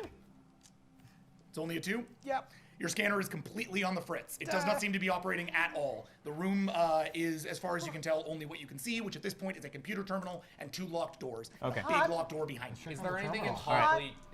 Talkly common sense that tells me what just happened? You can get a roll for it. This is a science roll. Ooh, do you feel cold? some kind of Do you feel cold? Do you feel hot? So let's go ahead and call this. You know what? I've done my Roll best for not to feel. bioengineering for 23, please. Oh. Holy shit. Well, I'm okay. I'm in my jar, so I'm not really. Yeah, you're Right, you're just squeegee like, off your jar. whatever. I love that. Yeah, it's a little windshield wiper. Yeah. Gets his jar. Is your jar open on top though? No, it's all. closed. It's closed. It's like a one of those Screw tops. mason jars. Yeah, it's Well- like airtight. You've seen enough tall Klee experiments to know that most likely what you just hit is something equivalent to an experimental trigger.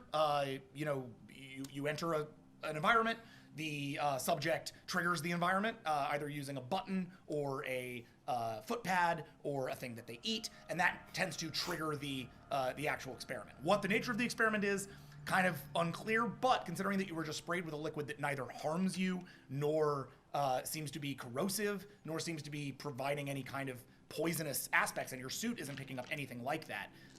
In fact, where it hit your suit, it's not trying to hit your biology. It would indicate that this is not any kind of poison or other manner of liquid. So it's either something of a genetic marker in order to indicate which of you is which as the experiment proceeds, assuming you are in an experiment, or it's some manner of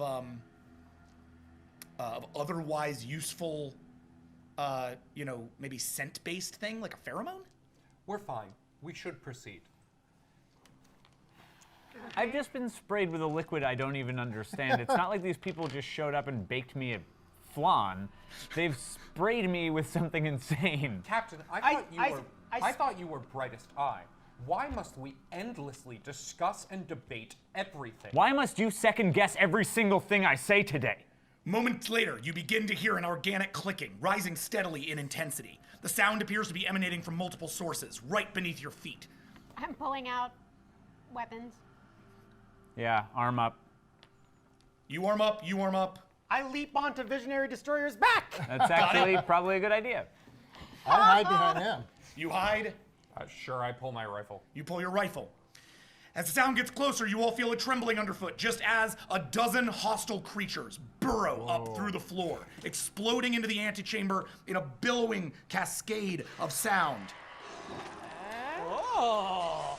It's time for each of you to roll composure and then initiative, because you are now in combat with a swarm of pre-concordance brightest eye. Oh, shit. Oh, shit, dog. Whoa. Brightest eye.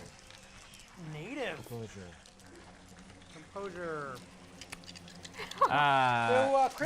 Each roll composures. Composures count. Crits count on composure. They do not count in initiative. So roll your composures, then I'm gonna run this down. All right, guys? Yeah. Ooh. My composure sucks. Do you have a composure roll, Visionary Destroyer? I do. It's a 3? Like in your macro? Yeah, it's a 3. Horrible. Oh yeah, it's real bad. All right, I'm gonna put some willpower into that. I'm gonna put 3 willpower into that. 3 willpower.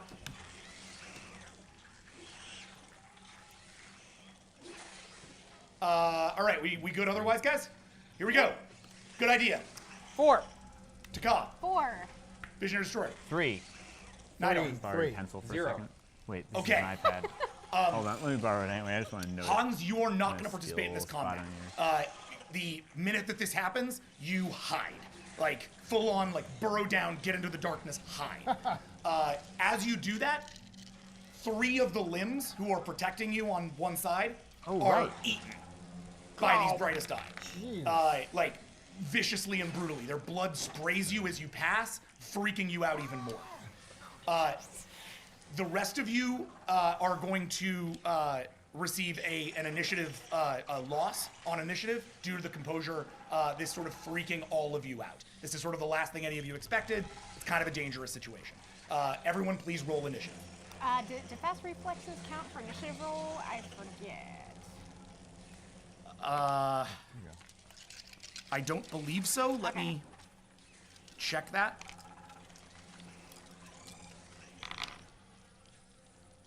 Crit misses don't count. But They got nothing. you still lose.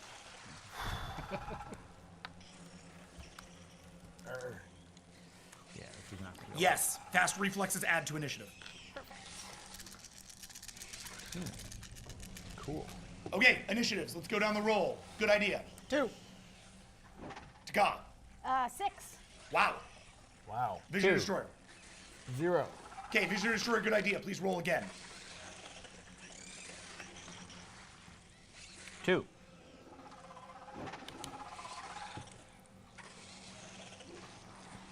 Roll again. I need you to reroll initiative. So sorry. I won. 1. Why am I laughing? All right. Cool. Because good idea is as close to the count as I can imagine. No, I mean really, he's got like a huge wide mouth, he's terrifying like necrotic flesh. Probably wears a dope cape. All right. So Silly wardrobe.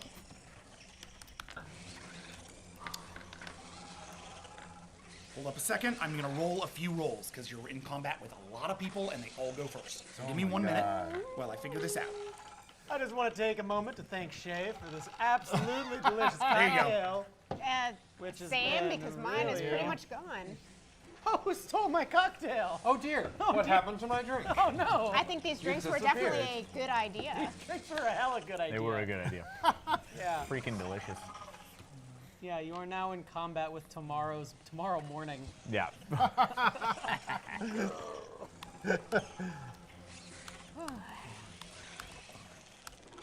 Let's get through these. Okay, Nidar. We'll start here. Yes. Around each of you, these things swarm upwards. They seem to swarm outside of you as to most, or like sort of just on the inside of the outside of you, as to take out your security Our limbs. first. They pull literally all of them to shreds. Great. So I'm In gonna your change this first to a turn, 0. your security team is slaughtered. Wow. Also, Lame. one of them, who seems to be less burly than the others and a little bit less like chitinous, reaches up to Nidar. Chitinous? Oh, sorry, I've been doing that all wrong. chitinous. Really? Yes, chitin. Grabs Nidar, the bottom of Nidar's pod, and pulls him into the floor. Nidar, you are gone. Whoa! Bye. Taka, We you will have not first speak his action, name. but first we're going to resolve a combat. You are attacked for 4. Please roll defense. We don't talk about our dead crew members. Yeah, you don't put them on. Wait, you don't put them on a guilt wall? Wait, Guilt wall. They should have their own guilt wall. Not dead, They just died. Gone. Yes. Sorry, what was my defense again? It's whatever it says on your sheet. I 3. don't know. 3. Athletic in the dodge parts. counts for that, though? Yes. So add athletics. Add athletics. Okay, so that makes it 7. So 7. That is better. That is a good. Oh, that's defense roll. interesting. Whoa. I should do that. No. Athletic. It's a good move. There you go. Okay. Oh, I Beat a 4. Nope. Yes, I got a 5. Okay. One of them reaches for you. You flip over them as they do. Whoa. Destroyer. Hi. Roll your defense. Beat a 4. Oh, you mean this totally sweet one? Oh yeah, bro. Bad news. So then you can't beat it. Yeah. So we're just gonna call it an action. You need some athletic dodge, buddy. That would be helpful. I kind It of like hits having you no defense, for what does your armor take? though. 2. Hits you for 4 damage. Armor's only 2. Cool. I've lost 3. Yeah, I'll take that. Okay. It claws up at you and sort of swipes against you, splitting part of your carapace as it does. This thing has strength you have never encountered. You've never actually fought a brightest eye. You guys don't fight. That's Now part you of the know point. it Right, sucks. we're super just down with each other. Super Yeah. lame. All right. Good idea. Roll defense, please. Oh no. Wait, he was on Visionary's back. I get that. Okay. That's gonna count against Okay. this. And we did have something to roll for Hans's Take medical. another hit, aren't I? Yes, you've already you've recovered that damage. You just all of it. Great. You've recovered all but 2 of it. Okay. I'm pretty freaked out. My best friend is dead. Well, I have got a hot one. Fine. Okay. You are hit for you. You have your armor on, right? By armor, you mean my finely tailored jacket? No. You don't have the jacket anymore. You have the your outfit. tongue. Oh yeah, I put on yeah. my tongue. Yeah, suit. which is a 2 Oh, thank God. defense. Oh, thank God. Yeah. So you are also hit for 4 damage. Yeah, screw your Pac-Ha useless duds. They were Syrian, actually. Oh, they were Siren. That's Okay, right. for 4 damage. My Yeah. I Heart Siren You Prime taking all that? t-shirt. At the moment, yeah. Okay. Oh no. I'm sorry. You're on his back, so his armor helps you. Oh, thank Yeah, Take 2 more off of that, so 5. you gotta punch through my butt to get thank to God. him. Yeah, you have 5 damage. So he swipes up, attacks you, and that is all of their turns. The 3 of you are now alone with Hans cowering behind the computer terminal. Okay. Great. How many of these guys are there? There are 12. 12 brightest eye? Yes. Oh, okay. And it's my nuts. turn now? Yes. And there's a. How many doors are in this space? 2. 2 doors. They're both closed. Well, no, 3. There's the one we came from too, right? There's 3, yeah. Quick question, because I didn't get to do this beforehand. I have the Pac-Ha gun thing, and the targeting is 7. So what is the blaster shot roll for that? Because I think the one I have is the Siren scatter pistol. You're talking about the so you want the targeting roll for the Siren scatter pistol? No, I have that one. I need it for the Pac-Ha multi-weapon. Yeah, the thing that I. Oh, yes. Yeah, because that's a targeting of 7, so it should be higher than the Siren. Are you looking Yes, for you're the- just going to add 3 to that roll. Okay, so that one's 17. Yeah. Okay, so, Cool. okay. I'm going to Gunslinger, but I'm going to, Gunslinger allows for 2 shots per turn.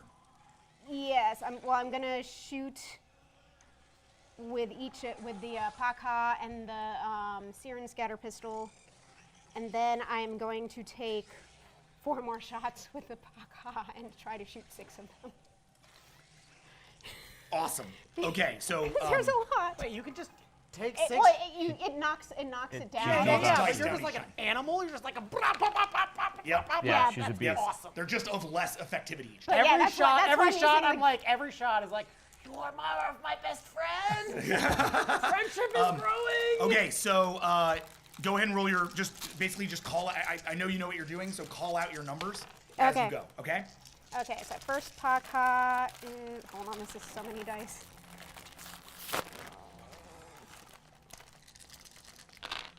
Can you figure those for me? Yeah.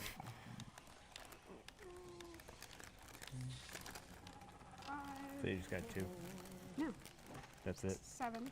Oh, yeah, Do the yeah. doors 7 for the first shot with the Pac-Ha. What was that?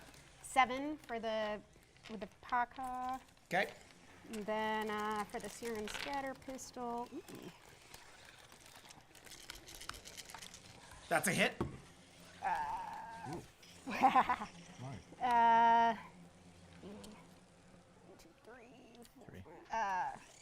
3, 4, 5, 6 for the sear and scatter pistol.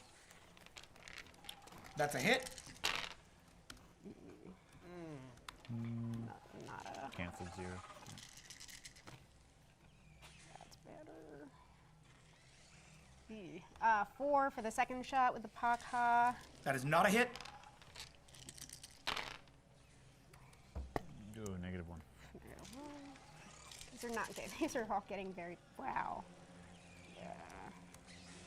1, 2, 3, 4 for the No, third. 5. That's a crit. That's worth 2. I know. I took that out with the negative. Oh, yeah, yeah. That is not a hit. 4. How many shots have I I don't need to be done? backseat. Right now you've done 1, 2, 3, 4, 5, 6 as far as I've counted. Have you done 5? 5, I think. Yeah, Thanks, I've only sorry. done Yeah. 5. So 1.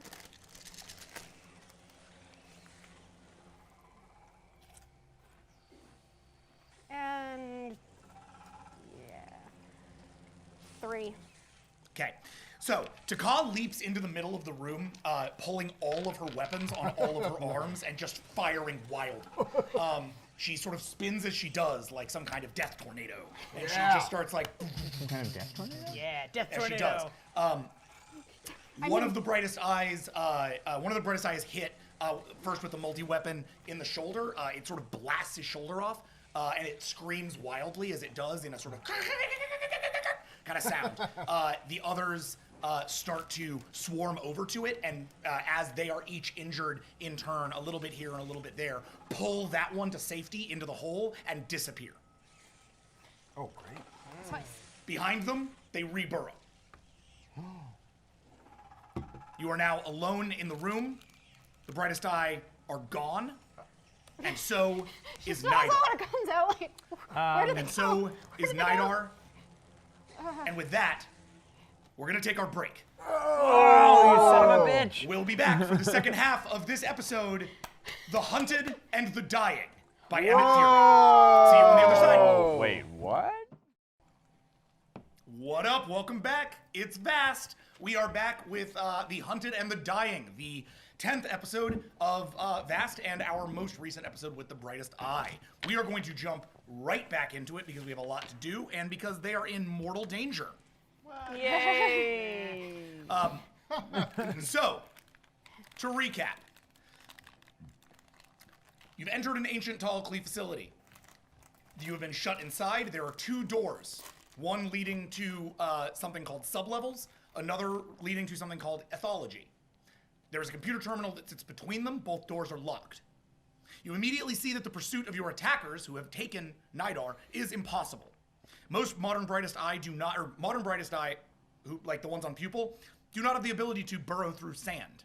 In fact, as far as you know, Visionary Destroyer, that's not something the Hunted and Dying on Pupil were capable of. But if you could follow, you wouldn't even know where to go.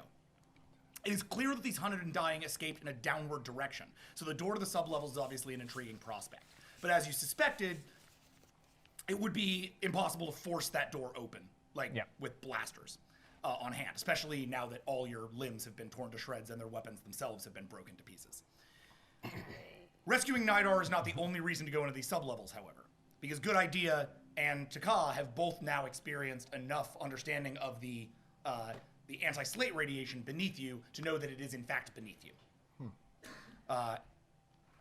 Go. Pac-Ha's gonna point one of her blasters at Hans and be like, explain.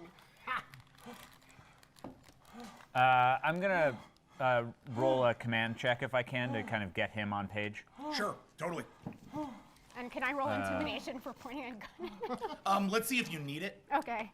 Let's see, 20. Because he has a pretty beefy command roll. That's true. 9, 10, anyone's.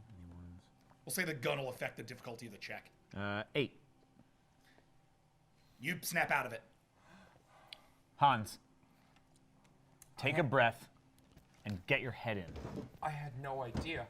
I don't care what you knew or didn't know. I need you to get us down to that anti-slate radiation and get us the fuck off this planet. No. Listen to me. I had no idea. And he, like, reaches up towards your face. And to whatever degree that you will let him without recoiling, he kind of, like, traces the line of it. You're so beautiful. Oh, God. Open the door. Hand destroyer?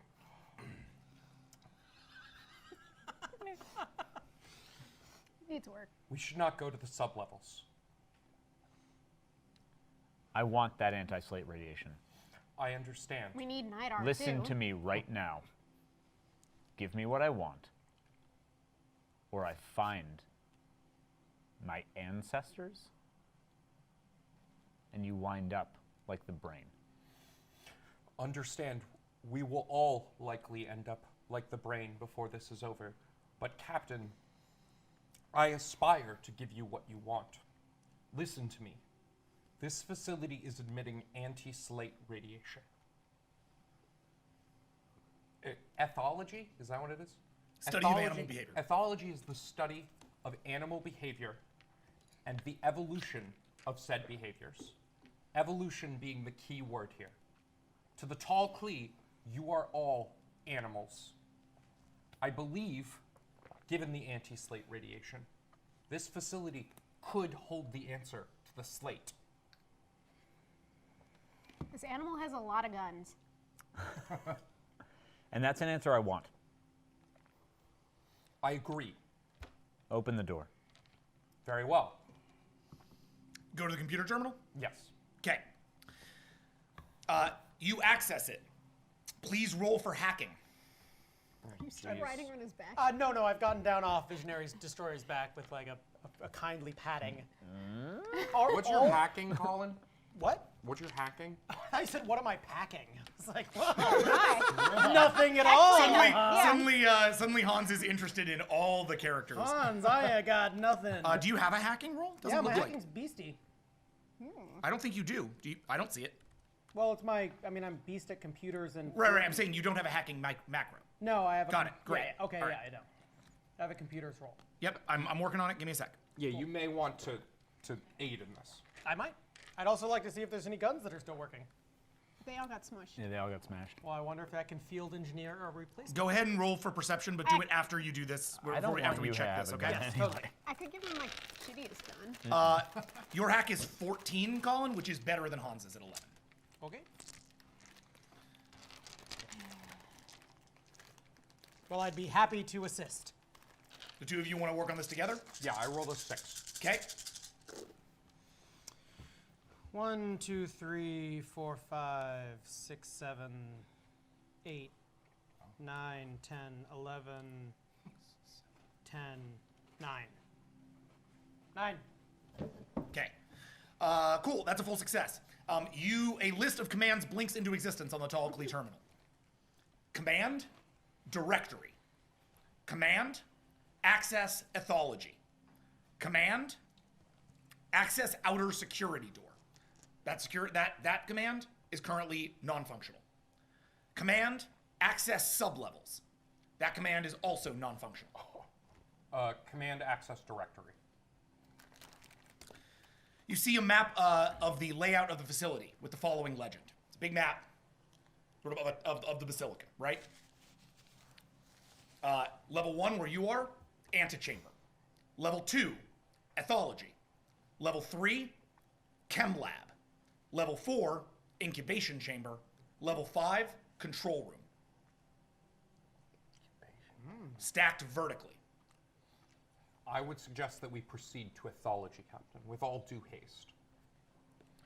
If Nidar is alive, we will get to him in due time. But the faster we move, the better a chance he has. Nidar's not my concern. Very well. We don't speak of the dead. Understand this. We are most likely in the midst of a Talclee experiment. Talclee are famous for their experiments. And it is not necessary, and in fact, not entirely common, that the subjects of those experiments are deemed worthy of survival.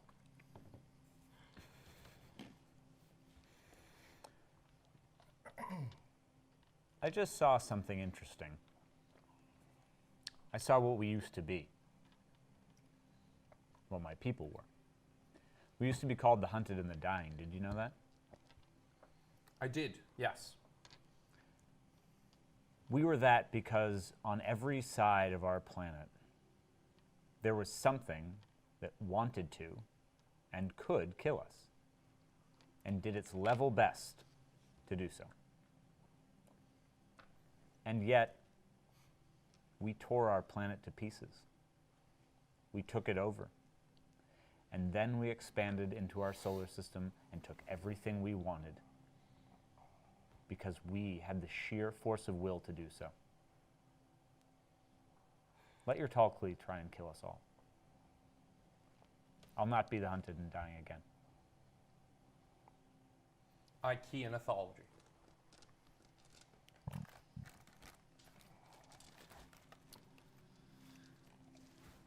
The ethology doorway opens. A small platform exists there for bringing you to the second level. Let's do it. You step inside. You want to look for a gun? Go for it. It's a perception check. Great. 1, 2, 3, 4, 5, 6, 5. Okay. You find a weapon, but it is in two pieces. I'd like to try and field engineer it into either a working gun or an explosive device. You can do that over time. Great. But the rest of your team has entered I will the grab the ethology. pieces and track along. Okay. I seriously doubt we're going to let him do that. It's up to you. Yeah, I'm not cool with that. He walks up to the portal. Good idea. Captain. Put it down. Captain, And get on my back. Captain, I can rig I'm this not into going to let you die, but I'm not going to let you get away either. I don't plan on getting away, but I can rig this into Good a very idea. powerful... The captain has already spoken to you. If you make him speak again, it could be most unwise for your physical safety and the full integrity of you and all your remaining limbs. Oh, all right, Do you want Doctor. him to roll for that or no? No, Okay. no. Doctor has some bedside manner, I see. Glad that you could join us with a spine. I toss the Pac-Ha thing just aside. rolls all of her eyes. And yeah, Hop I'll hop on. on Visionary Destroyer's back. Onwards! And Yeah, you begin, fine. and you begin to move upwards to the next level. It's my thing, apparently. Nidar. Writing people.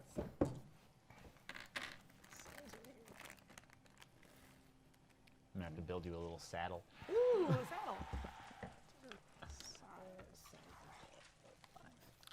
After several minutes of being dragged through coarse desert sand against your pod, you and your captors emerge into what you can only assume to be this facility's sublevels.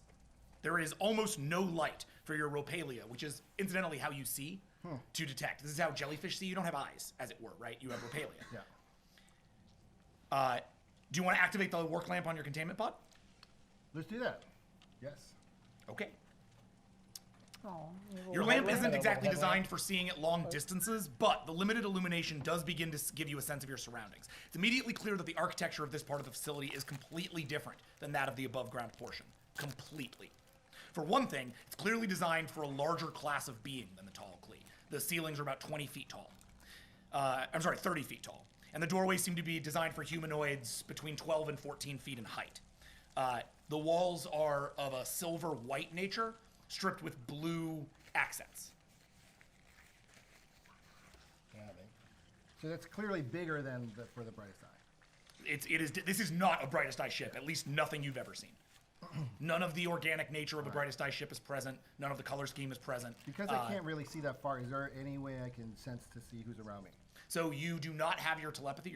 Well, you have local telepathy. You want to try it? Yeah. Great for it. Go for it. This is telepathy scan for 24.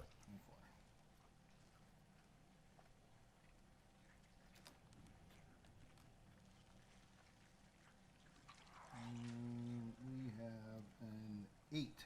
Oh, 7. Okay.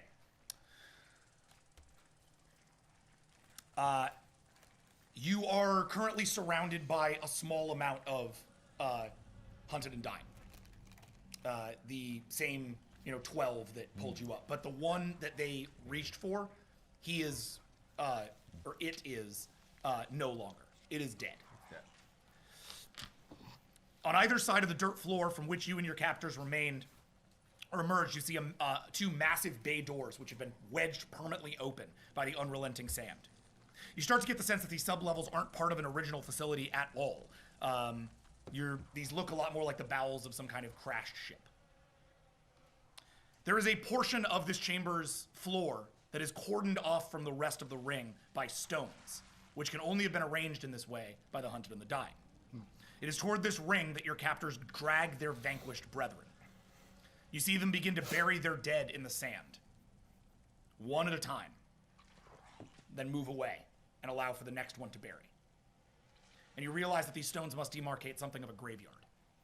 It's a mass grave, as the bugs don't utilize individual grave markers. You can see other hunted and dying sort of limbs sticking out.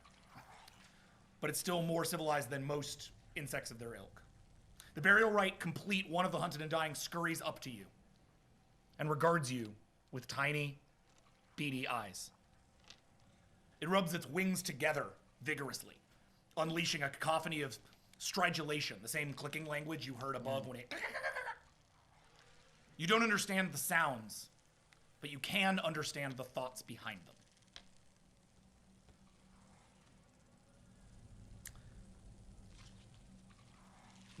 The one in front of you speaks. I am called Enduring Adversary. This is Stalwart Sentry. This is Errant Shadow. We are hunters of the bountiful and thriving. So can I communicate with them telepathically? You can try. Should I try? Yeah. All right. Do I need a roll for that? No. Okay. What was his name again? Enduring Adversary. Enduring Adversary. What are you guys doing here? You speak to us without... How is this possible? Well, I am a big brain. So, it doesn't need a mouth. But I'm speaking to you through waves, reaching into your whatever it is you have. We are not used to you and your ways. When we sense a trail, we follow. When we sense an enemy, we kill. And it wipes off some liquid from your tubing and puts it forward to you. And you can see that, in fact, your scanners can kind of indicate it's pheromones, like the brightest eye used to communicate when they were the hunted and the dying, before they removed those organs and replaced them with the concordance. And that was what we were all sprayed with that, including the limb that were defending us? When our queen is in danger, we protect. But when we are alone, we are lost. You are alone now, separated from your colony. Without them, how do you know what you are meant to do?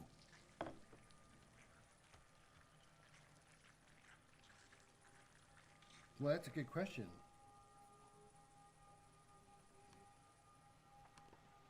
But I guess you form a new community, and you ask what the purpose of that community is. So now that you are without your queen, what are you doing here? What do you hope to do here? We hope to thrive someday. We wait for her to return. And all of them sort of in agreement. And almost silently seem to like coalesce around each other. As if they were protecting one another. Now I feel bad for shooting them. Why did you devour and tear apart? Threat, threat, threat, threat. And they all... I see now. And the reason why you did not tear me apart is you do not see me as a threat. Is that correct? No. Curious. Curious. And they all sort of like move around you and like touch and look around. Do not knock on the glass, please.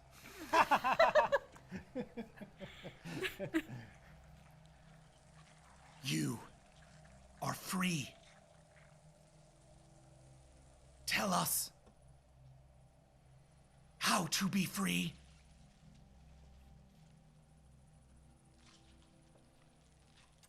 I don't know how to tell you to be free, but I can tell you how it happened to me. I didn't have a choice. And I found that I needed to survive somehow. Which I imagine you will too. I suspect your queen is not going to return. They all seem to get kind of angry at the prospect of that. Can I ask them, how long have you been waiting for your queen? How long have you been here in this facility? They don't know how to answer that. All right, but what happened to your queen? And they all look up.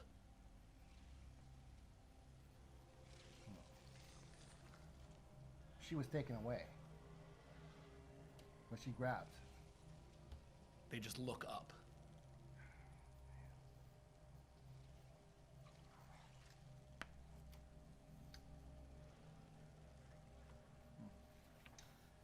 Well, what if together we find a way out of here, and together we will find a new purpose? You make us free. We make you free. Yes. Let's do that. All right. I'm going to leave that there for a second. Above. The door opens. And you enter ethology. Guns out. Yep, guns Pac-Ha out. enters the room first, scanning the room with her guns. You see that it is comprised of 8 transparent aluminum specimen cages, all of which are empty. There's also a central terminal, similar to the one in the antechamber. I head for the central terminal. Go ahead and roll for hacking, please. I'm gonna motion for good idea to help me with this. Oh, Oh, I thought I wasn't good for helping. No, I think it's best that you handle this for the team. Thank you. good idea. Captain? Help him. Oh, of course. I'd love to. Roll 11. Roll, what is it, 14? Yes.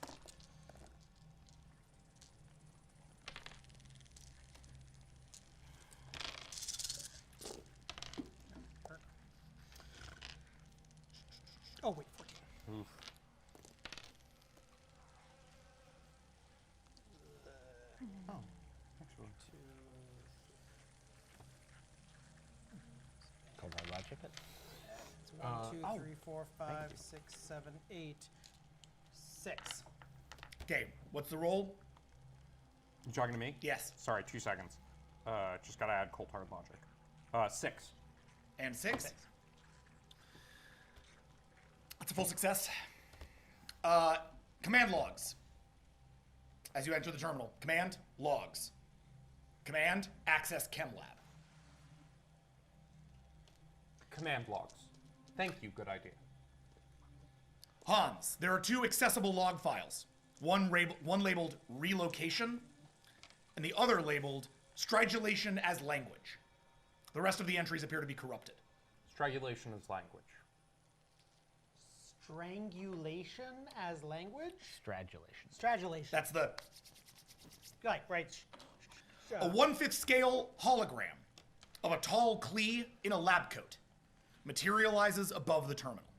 Hans, you recognize her as female, but this distinguishing feature, or this distinction will be lost among everybody else as the hologram begins to speak. It's practically impossible for outsiders to tell male versus female tall Klee, as the tall Klee no longer reproduce biologically, and as a result, don't really have much need for like gendered images. They've evolved way past that. She speaks in the tall Klee language, which only Hans and Good Idea would understand. But feel free to translate for the rest of the team as this goes on.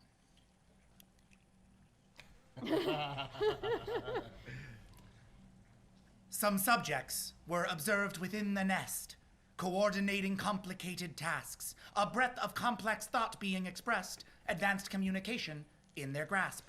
By brandishing one wing against the next, they manifest an auditory call, a generative language, in effect, a chittering, atonal Stop rise command log. and fall. Play next log. The relocation log appears. Our field researchers came upon a race, the likes of which we'd never seen before. An ordinary anthropod at base that I could tell was meant for something more.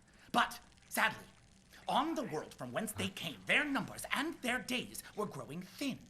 Momentum lost was ne'er to be regained, their culture stymied ere it could begin.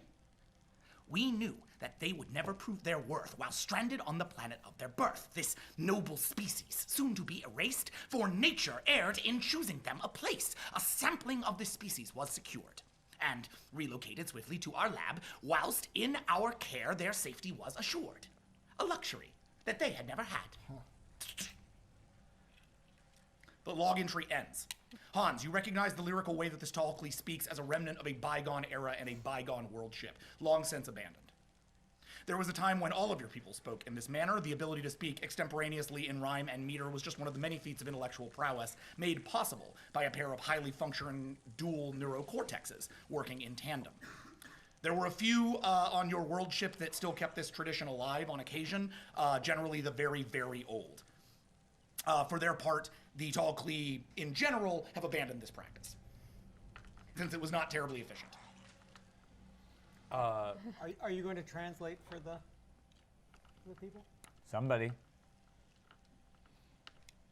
We didn't bring one of the Syrian translators with us? They don't speak tall Klee. We are slightly closer to answers, but not as close as I would like. Access Chem Lab. Shh. The door to the Chem Lab opens.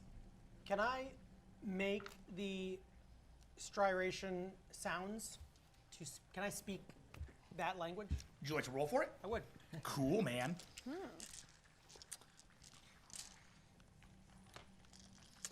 So this is a language learning check. Going to be a decent question.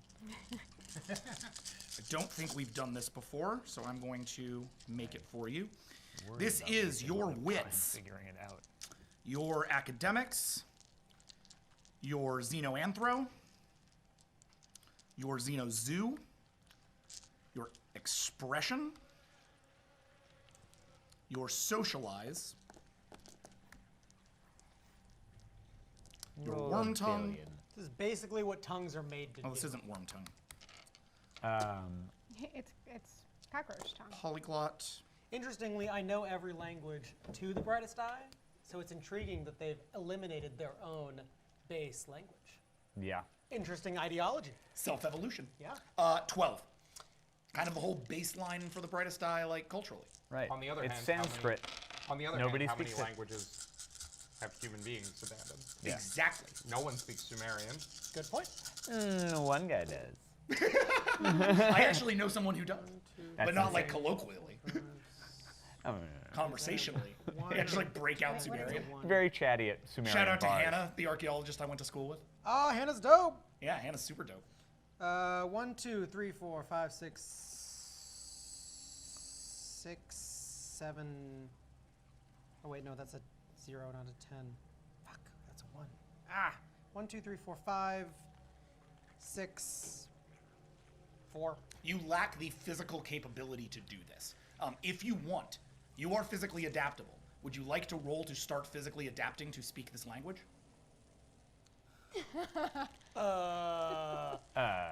Yes. Okay. Am I physically capable of speaking this language? Yes. But you do not know the language. Right. But my wings, my vestigial crap wings could do it, and he understands it well enough? Well, he doesn't know if he understands it yet. You have the language file. He can start to learn it. But could I?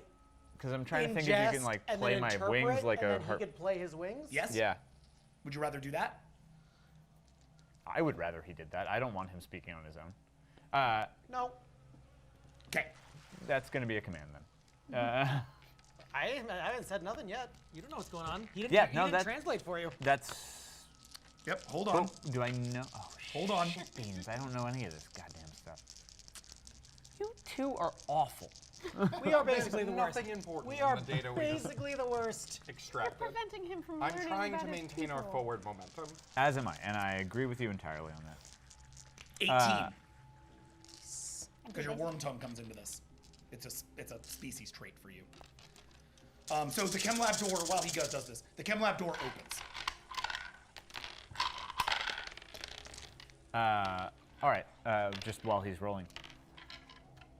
Hans, I don't think you could have been more vague. What did we just hear? It was a command log from an ancient tall Clee discussing behaviors of an ancient version of the brightest eye. Which behaviors?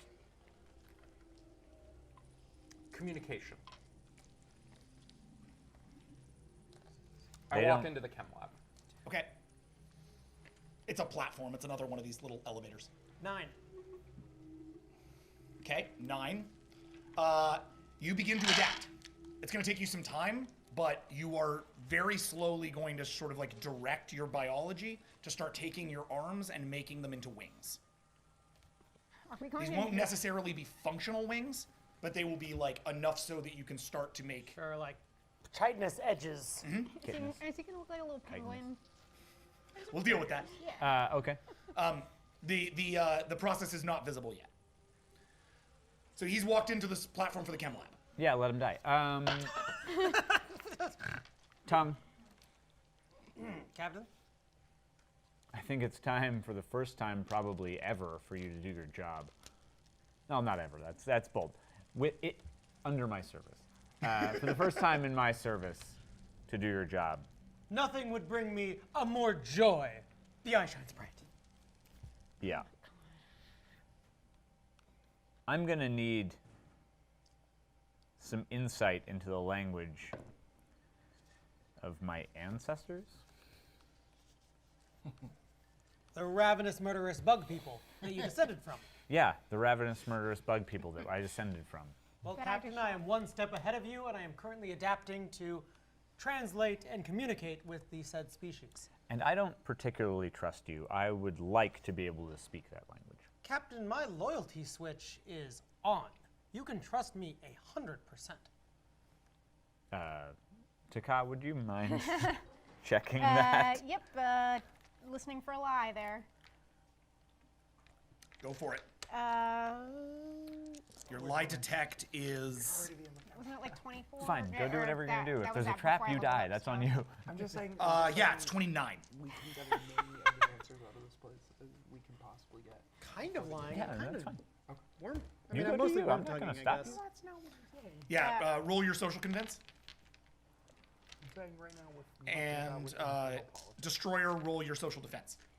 15. 15. I'm just trying to set myself up for success later. There's so many dice. 5. We've done 2.5 hours of gaming. I still have that stupid Mountain Goat song stuck in my head. Not a stupid song, it's an awesome song. If you haven't listened to the Ultimate Jedi who kills all the other Jedi and eats their bones, like, go listen to it right now. Just search the Ultimate Jedi who wastes all the other Jedi and eats their bones. Yeah, later. I don't think I'm allowed to play it on the air. 5, 6, 7, 8, 9, 10. Oh my god. I can just sing it, but I'm not going to do that in the middle of the game. It's so good, though. It goes like this. Beep, boop, beep, boop, beep, boop, All right, what'd you get? beep, boop. 13. All right, Taka, Give me a second. This social is defense. a lot of dice. 5. I almost called you Brosis. That's how much I've been tweeting you lately. Yeah. What, 5? Yeah, it's crap. Yeah, he is very convincing that it is probably a better and more effective idea to let him do his job. Okay, fine. And as far as you understand it, his loyalty switch is still flipped. So, 9. you do not detect his lie. Okay, so he's telling the truth. All right, fine. Really not a lie.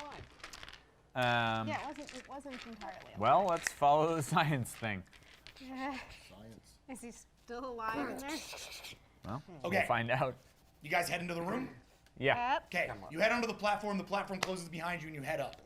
Deep beneath the planet. Nidar,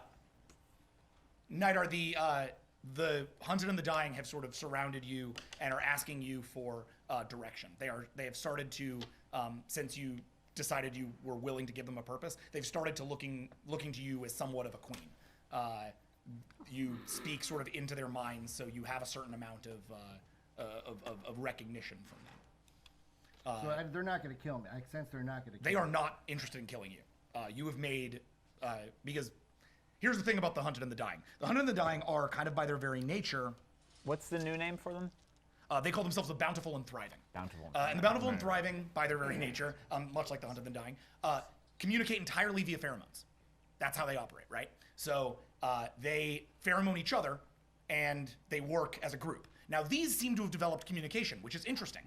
This kind of communication, not necessarily something the Brightest Eye ever did. It's just something they've started doing, because they've been here for a very long time. As a result, as you've sort of like started to learn this language and learn who they are, you've gotten a sense that they are, in fact, sort of unified, but that they are starting to develop individual personalities in the same way that the Brightest Eye did. Okay. You have been you've been working with them. They, as a result, have led you into an area of the ship which can only have been the cargo hold. The cargo bay doors, currently open, appear to have been the primary means of embarking and disembarking the vessel when it was in operation. Beyond the bay doors, you can see the outer side of the blast door you saw in the research facility's antechamber, that one labeled sublevels. It's right there. There doesn't appear to be a terminal or any means of accessing it, however. Judging by the dozens of Bountiful and Thriving around you, maybe 50, 60 of them, milling about, it seems like this is where their colony primarily congregates. You are among all of them now.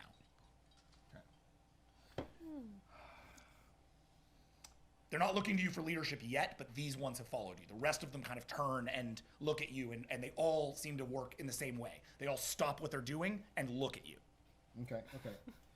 So I turn to Enduring, what's his name? Enduring Adversary. Enduring Adversary. Enduring Adversary, I'm going to need your help. For this to work, we need everybody to be on board. Can you communicate to everyone else that we are all going to seek freedom together? Telling him this, do you want to force him to do it, or simply convince him to do it? I want to convince him. Roll 10 for telepathy empathy. No, I'm sorry. Add 3 to that for your persuasion. And 2 more for your telepathy. Sorry. Geez, 15.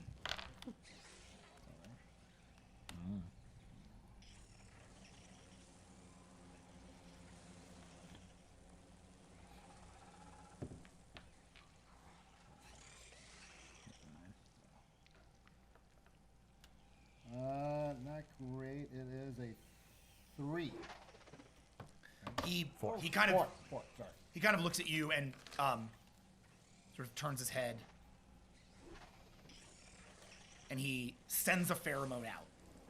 You can kind of sense it. And suddenly another brightest eye, who's deep in the crowd, steps forward and walks up to you, like looming above you, very like sort of animalistically intimidating, and starts to chit and talk with the other guy, or kite and talk with the other guy. Enduring adversary, what is this thing? It smells nothing. And adversary stands up. Rigid pragmatist. This is not your decision. And the adversary steps up. All bountiful and thriving make decision, and then all of them start to sort of chit this, and there starts to become a bit of chaos among them. More of them are yelling. Unbending loyalist, efficient forager, itinerant wanderer, and they all are just shouting at each other in a cacophony that's almost too loud to understand. The threat of violence is starting to become real. All right. I'm in love with these And names. my psychic powers don't work down here. Hmm? My psychic power, I can't like do a little calming into their brain. You can try. Let's give it a shot. You're in a local situation, so. Yeah. All right, so Give 'em this the is juice. this is telepathy control for 19. All right. And I remind you, you have willpower. I have 6 willpower, right? Mm-hmm. Let's throw 2 in. So that's 21. Yep.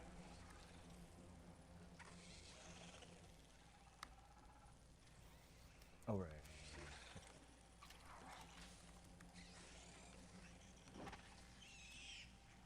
13. Really? Yes. Shit, dude. Okay. So I basically. Yeah, what do you want to do? I basically send a wave out and try to get them to chill out. I'm like, what do they call? They call the beautiful and thriving. The bountiful. Bountiful and thriving. Stop talking and listen to. And they all do immediately. Listen to enduring adversary. Listen to what he has to say. Because I don't really want to take. I'm not like kind of taking ownership of the group. I'm trying to empower this one. Mm-hmm. Oh, you're like the best XO ever.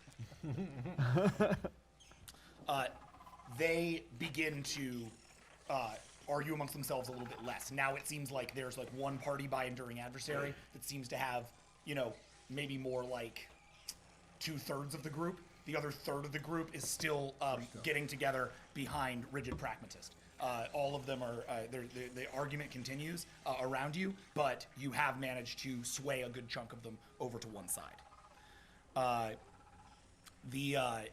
You hear that enduring adversary is essentially arguing that you should be their new leader, at least temporarily. You've promised freedom, that maybe they can find their queen, and that they can do it with you at their back. The others are arguing that they should simply wait. They have always waited as the practical thing to continue waiting, as that has been their modus up until now. Their consensus should remain their consensus. And they continue to kind of argue, and because it's a pheromonal system, they actually like swarm like cockroaches into like 2 parties and like pile on top of each other, and they're kind of like these 2 balls of insects screaming at each other as they do. Wait, One they sort vote of by larger- mass? Yeah. Like the bigger ball of wad of That bugs is- is like, that's amazing. That is dope. Fun fact about the way that cockroaches work: if you have 3 or you have 2 dark areas and you put 100 cockroaches into a bright area, and there's only these 2 dark areas that can hold 50 cockroaches, they will split exactly into 50 cockroaches each and be in that and get as close as they can to each other in those balls. If you then present an opportunity for all 100 of them to be together, they will all go to that. Cockroaches are awesome. Wow. Yeah, they're like insanely efficient from a That is communications way perspective, too but it makes them very, very easy to hunt. Way too. The hunted and the dying. Dun dun dun dun. All right. Above. Bling? That's the ding. More you know. As you enter the chem lab, you see 5 large tanks, each labeled in tall Klee. Hans, you can translate these easily. Friend, enemy, queen, trail, and nutrient paste. There also appears to be what looks like a chemical shower, and another terminal like the others you've encountered throughout the facility. I am now willing to speculate that the substance we were sprayed with as we entered the building was one intended to make the primitive brightest eye see us as a threat. Is there a better thing to spray us with? Pac-Ha, you'd be surprised. It seems like these jars are each equipped with, I would guess, some kind of pheromone or chemical balance. Queen. Very well. All of us, or Just me. Done. Hold on. Captain, I would urge hesitation. What kind of queen can't speak the language of her subjects? One who is too far removed and too great for them. I suppose an absent That's god why is... I have a translator. The eye shines bright. Of course. Lower. The eye shines bright. Much better, thank you. All right. Oh God, that's exactly my kind of joke. Disappointment a little bit. As she should. Okay, go ahead and hack that terminal. I just literally at this point just look at Visionary Destroyer and indicate towards the panel for hacking. Visionary Destroyer? Yeah. Oh, good idea. I need you to make him come help me. Oh yeah. You can do it to him. It's okay. Hans, if you need help, you can ask the heretic for it. Sorry, no, that's not right. You can ask good idea. I got a 6. I'll give you enough respect for that. A 6? Oh, sorry. No one's asked, so I'm not helping. Good idea. Oh, Help him. does he need my assistance again? We work better as a team. Oh, of course. I'm nothing but a team player. Chaka's like, I hate him. I actually like him better than him. I love you. Oh, astonishing. How did we I'm get a here garbage today? Person. Look, I swear to God, I don't mean to be a garbage person. I just understand him. it's just he doesn't want you to tell him what to do, and he wishes he weren't here, and he wishes he were somewhere else, and why isn't he somewhere else? God damn it, he wants to be somewhere else. Yeah, but like that's ridiculous. Are there any non-queen, Wow, non-threat that the How you rest doing? of us One. can be sprayed with? Okay. Yeah, there were a couple others I can't remember. No, You open yeah, up the deal, and it says command logs corrupted. Command deploy chemicals, and it's disactivated or deactivated. Command access incubation chamber, that is active.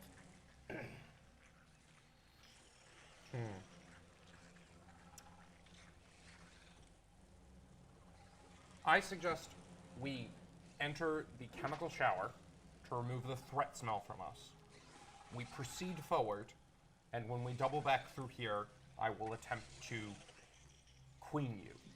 But under the likely proposition that trying to activate any one of these chemical baths results in either the lab blowing up, as it is very ancient, or us being sprayed with all of the chemicals, which is a possibility, and who knows what result it would produce, that we strip ourselves of our liability and continue forward. What did they all say again? Sure. So the one that's important for our purposes is that the chemicals are disengaged. So I could try to you don't have access to the re-engage them. chemicals. But There's queen. Friend, enemy, queen, trail, and nutrient paste And nutrient. incubation chamber. is above you. And is is above us. and is That's active. the next Oh, room. that's the down. Right. No, you're going up. Oh, We're going up. Yes. Yeah. It's an upward. I thought we were Yeah, it's a going down. basilica. Oh, it's, Oh, it's okay. an upward. No. Thing. Got it. My bad. Yeah, there's the facility below, which is where Nidar is, and then there's the facility above. Hans, this building is clearly infested with some ancient version of my species, which is at the moment, entirely keen on killing every single one of us as we are viewed as threats. They can find us anywhere, and they can attack us anytime. Okay, can I try to hack the chemical? You've already tried. Oh, okay. Then Oh, I can't. so that's it. It doesn't work. Okay. Can we see where those chemicals are stored, or are they just names somewhere? Their names on these like large sort of industrial tall clay, like vats. I mean, I could try shooting one well, of them open. No, that's Captain, okay. I could attempt to attempt to go straight to the source and field engineer our way into one of the cisterns. No, I'm not. Avoiding the computer system entirely. I'm not particularly concerned with it. I'd rather get the anti-slate energy and leave. If we need to kill something or if one of you needs to die first, washing the Yeah, threats stuff. I activate the chemical shower. Okay. And I motion everyone towards it. Yeah. Okay, each of you takes the chemical shower. Yep. You are now clear of the enemy pheromone. Yay. Cool. You step into a bunch of dudes, guys. You step into the chamber and it pops a you bunch up. of dude guys. And a lady. As you enter this chamber, you see 6 incubators, each containing a mass of eggs called an Uthaka. There's also another computer terminal like this one in the antechamber, but your eyes are not drawn to these things. The first thing you all notice is the massive transparent aluminum specimen cage in the center of the room, or more specifically, the living creature inside of it. Standing before you is a 32-foot-long hunted and dying queen. Ooh. Hans, Pac-Ha, good idea. You've never seen anything like this before. Visionary Destroyer. Now, you of course know that there are no queens among the brightest eye. But from what you've been able to see of the mother behind her veil in the spire, you note that this creature may well be her evolutionary forebearer. Fascinating. I have never seen anything like this. Is she alive in there? Yes. I'll tap on the glass. You tap on the glass? Yeah. No, tap on the glass! Okay, so as she steps forward and taps on the glass, the thing looks at you and starts just like, but you can't hear it through the facility. Like, you can't hear the communication it's making. Would he know enough based on the movements to be able to like lip read, quote unquote? I'll put my ear to the glass and try and Transparent aluminum, but sure. Yeah, transparent Go aluminum. for it. Okay. This is language learning for 12. Those are much That's really mean. stronger form of glass. Hey. It's like if you ever see a Goldfish. window in the Enterprise. Like, that's not glass. That'd be insane. I'm gonna go ahead and Torpedoes, add it would just explode. 1 willpower. Okay. Oh yeah, transparent. You have 2 aluminum left. is the shiz. Oh, that's a bunch of butts. Sure, Bunch now's of the butts. good time. 5, 6, 7. I fucked it. No, 7. That's a success. That's not bad. Yeah. 7? Yeah, that's my low roll. You listen and you start to pick up some like small words. Things like help, freedom, bountiful, thriving. Captain, she seems panicked. She wants out. Well, you know what that's She like. wants out of her cage, Captain. It does seem that it would be our ethical duty to try to free it. That's not a Our good argument. ethical duty is to free this. Captain, who knows what your species could learn from one of its forebears? Knowledge should never be run from. This is a borderline animal. Everything it leads tried to kill us. That was what they were programmed to do, though. And we're clean of that. We don't know that. They saw an enemy and they made a choice. And she's the one who wants to lead them. But if we free her and she knows we're not a threat, maybe she'll tell the others, too. A willing ally is always better than an aggressive enemy. But is it as useful as an obedient slave? On the computer terminal, you see a light sort of flickering on it, like it's been almost left open. I'll go to the Oh, terminal. I'm sorry. Yeah. We're still on us. I'm sorry. I thought you were moving to Ray. No. Yeah, I immediately go to that. Go ahead and roll hack. I'll help this time without any fucking coercion. Okay. I can only be so much of a dick. Good idea has gotten over the insult of being yelled at. Yeah. Yeah, now he's mostly just terrified of being eaten alive by these The thing gigantic fucking tracks, bugs. the thing's eyes track you as it goes, but then lock onto Visionary Destroyer. Oh yeah, I'm And watching just back. stay there. Oh right, I forgot you don't blink. This is gonna be a real bad staring contest for me. I had 5. What's up? 5. Okay. 4, Oh, he meant you. I thought he meant Vish. 5, No, he means me. I have blinking problems. 6. Oh. Okay.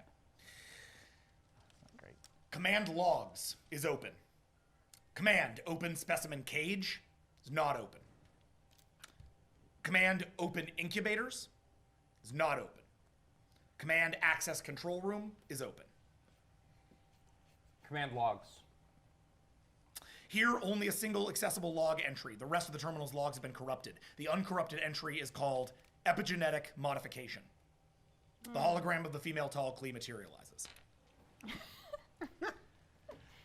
Our fledgling lab, while in its infancy, endured a setback of no small import.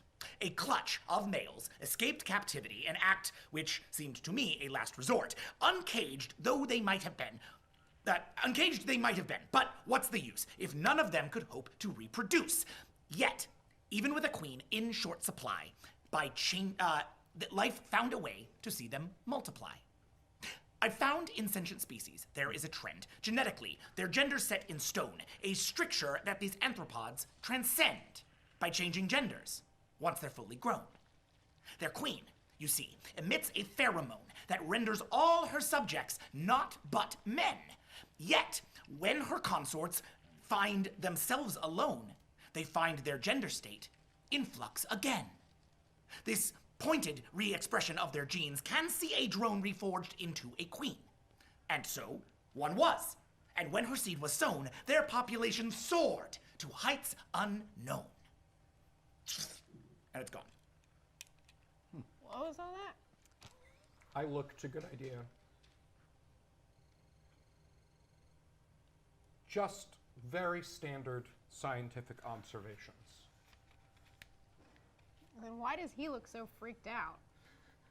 The language is just so complicated. I have rarely, if ever, experienced something so dense. Bullshit. Roll for lying. Yeah, go for it. That's 29, buddy. Good idea, roll your lie. It's 20. Remember that part about disobeying me? You haven't talked to me. You don't know me. You don't know You don't me. know me. Hold on. What kind of a roll do I need to bite off a limb? 3. Oh, butts. Oh, butts. Oh, reals. Just big old curvy butts. Got it. Roll All right, brawl. so what are they defending? What are they going against? 4. Hey, did you beat a 4? No. Well, yeah, eventually, unless I roll a bunch of ones. Hold on, I still have 9 more to roll. What? I told you 29. Well, that's just a number. That's just numbers, man. You don't know You me. don't know me. Wow. To roll Buddy. a lot of ones. I didn't. I rolled. don't no, think she. it's I all don't think she ones. can It's roll all enough ones. ones. I can prove with my eyes. It's all 4, ones. 6, 7, 8, 9, 10, 11, 12. He's lying. He's clearly lying. He is- They're both clearly lying. They are both lying. Don't involve me in this. You're lying. You involved yourself. Okay. All of it. Now. And I'm listening. Visionary Destroyer gets big, like the one that got up in Nidar. Like, looms No, you over can you. still The do that. physical That's threat okay. is intense. Captain, I'm sorry for my subterfuge. It's a complicated language, of course. The queen. Now. The queen is telling us, or rather, the tall Klee is telling us that this queen was no queen. She was a male. She was a drone. Apparently, your species is gender dysmorphic. It can change when isolated. Fine.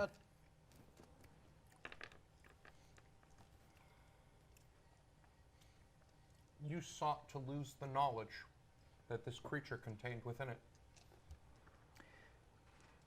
And you tried to hide the knowledge that your people had kept for so many years.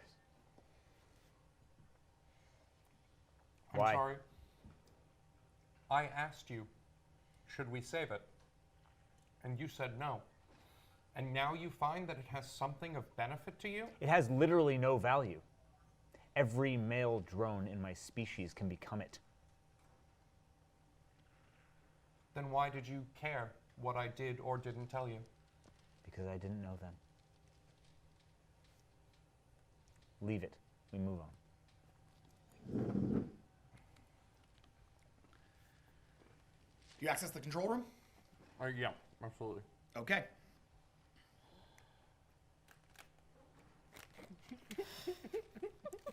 Down in the base of the that cargo hold of that silver and white ship, you or silver and blue ship, you find yourself in the middle of this sort of intense argument. There are, however, a good portion of these that are looking to you to make the final argument. All right. Bountiful and thriving. Living down here in this hovel is not a life. You deserve better than this. You cannot wait anymore. You must move forward and find your new purpose. Follow me out of here, and we will find that purpose. Now, how the hell do we get out of here? Do you control them or do you convince them? What's my higher roll? It's about the same, is it? Controlling is much more powerful. Let's try. It's a 19 versus a 12. Let's do control. Okay. 19, please. I remind you, you have willpower. Sometimes it's best to control the weak-minded. I'll throw 1 in. Okay. So that's 20. I'm gonna roll against you.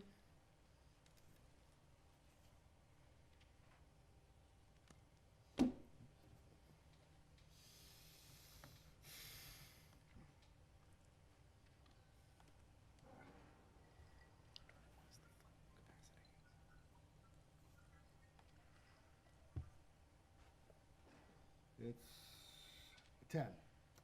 Okay. You reach into the minds of the whole room as much as you can, and you manage to get most of the large ball. Some of them splinter off into the other pheromone group. It's a little bit more equal now. It's about half and half, but about half of these things unball and then ball around you. They are now taking orders from you. You are now their queen. And as they start to swarm, making chitinous sounds of deep delight. He's a brain in a jar and a ball of cockroach. You are going to hold the camera for me while I run to the restroom very fast. Excuse me. Oh. The cat's away. It's the brightest eye show. The brightest eye show. Everyone likes the brightest eye. No Jack to ruin the show. I'm going to share this brain. Oh, yeah, let's all have a little brain Yes, I nidar. have plates. Oh, you I got have plates tiny for little everybody. bowls. I'm going to share Oh, this. we can all have a slice of Alcohol. nidar. Hold on. God knows what. Wait. Look, it's the bountiful and the thriving. Oh, they're together. They're a wad of cockroaches. Bring me a wad of cockroaches to smash around this fun So, time. vast audience, thank you for joining me. My lying. We've called you all here today to lying discuss is a very 20, important matter. And my This is a real no. Wait, this is an important moment because we can ask you to do anything, even if Jack doesn't want it. Is there anything we really want that Jack doesn't? What Just to happen in the game? From anybody who's Something watching? at Jack all day long. Oh, there's anything that you, the audience, can do that Jack does not like? Yeah, this let's is see here. exactly the moment. He can't. Right. It's going to be at least a day or two before he even knows it happened. I think this is just when, while Jack's gone, Nidar and Hans have a conversation about how Nidar's gonna Nidark Jack. No, Jack Take over the Jack show. super loves it if you do nothing but tweet Smash Mouth lyrics at him. He loves my Smash God, Mouth. Smash Mouth. All-star, all the time. Always all-star. I mean, hey, Jack. Hey, buddy. Oh, hi, buddy. Hey now, you're an all-star. We were Get the talking game about on. how awesome you Go are, Jack. play. and All right, here we go. Best GM ever. We're gonna get our game on and go play. Okay. All right. So, as you enter the control room, Oh my God, Shay, you monster. Oh wow. Slice of Nidar. Oh my God. oh shit, is there any of that left? Yeah. Those are stupid. Yeah, oh please my take God. mine. Are you, do you mind? Yeah, no, not at all. Soaking in alcohol for I hours. forgot I gave up solid food today, so. Oh, you don't want any No, of no, it? no. Yeah, I don't want any of it. All right. Yeah, it's Talkli Yom Kippur. Oh, what? Okay. You go there. Okay. This is the new pile of banana peels. Pile of oranges. Going right on top of my pile of bananas. As you enter the control room, you see, in the flesh, the female Talkli. What? What? Guns Whoa. pointed at In her the right away. flesh. She sits atop a computer chair that's been elevated above you, almost like a throne. A pair of bountiful and thriving stand sentry on either side of her, almost like bodyguards. They both ready themselves when you pull the weapons. Oh shit. Like with their What was that? like little like. Yeah. Got it. Can I just step between both sides, like hands up? Just like there's literally no. If you like. Yeah. As you step forward, I grant thee, wayward refugees from space, and stand before you, docile and unarmed. That said, there are contingencies in place of which I think it is fair you are forewarned. The secret knowledge of the Talkli, if error it were by infiltrators found, redundant safeguards, all but guarantee a razing of this structure to the ground. And if you mean me harm, do bear in mind my fate and that of this place intertwine. So, if by any means I should expire, you'll all be kindling on my funeral pyre. And it smiles kinda like Hans. Is speaking Should I shoot her? Talkli or speaking basic or speaking. It's speaking Talkli. Nobody And I- heard it. I translate word for word as it's happening. Okay. In fucking capturing the meter and like rhyme perfectly because I'm real fucking good at this. Okay, I just I'm not gonna make you roll for that. You are. I adjust my guns to be pointed at the two, bountiful and whatever. Is And there thriving. an And thriving. honorific by which Talkli address each other? No. Doctor. What is the purpose of this facility? So just real quick, the Talkli looks noticeably older than she did in the holo recordings. But, you know, because the Talkli can live as long as they choose scientifically, their age is kind of notoriously difficult to gauge. This Talkli has fashioned the mesothorax of a deceased, bountiful and thriving, hunted and the dying, into a kind of carapace armor, which she wears proudly. This does not read like some kind of macabre hunting trophy necessarily. Her donning of a bountiful and thriving exoskeleton seems more like an act of sincere reverence. She's Sorta like really Noble. enjoying this. What was that? Sort of like Noble. Sort of like Where Noble. is he? Where's Dead. Noble the Fit? He's dead. Atop her head Yeah, is an yeah, yeah. oversized pair of tech goggles, which she slides down over her aging eyes to get a look at the motley crew that have infiltrated her control room. So then I rescind my question. I know what the purpose of this facility is, or at least the purpose it ended up with. Do you consider yourself the queen of the brightest eye gathered here? I'm designated Garen Erebath, the overseer here at Bastion 3. And albeit a bayant epithet when all our staff are dead, well, all save me, 'tis been 2,600 years I've manned this errant station, left for dead. A burdensome appointment, sans arrears, or conversation outside mine own head. 'Twas not a sense of duty bound me here, but want of a transport to convey me hence. A scientist without an engineer, marooned until a rescue ship was sent. So when you first made landfall, 'twas my charge to render unto you a timely end, to vanquish utterly a threat unknown, and commandeer your vessel for mine own. But whereupon I laid eyes on thee, those best laid plans I saw fit to amend, to quench abiding curiosity. A hand of friendship I hereby extend. And it sort of like it moves the throne down and reaches out a hand to you. I do not refuse your hand of friendship, but I must first... It's not for you.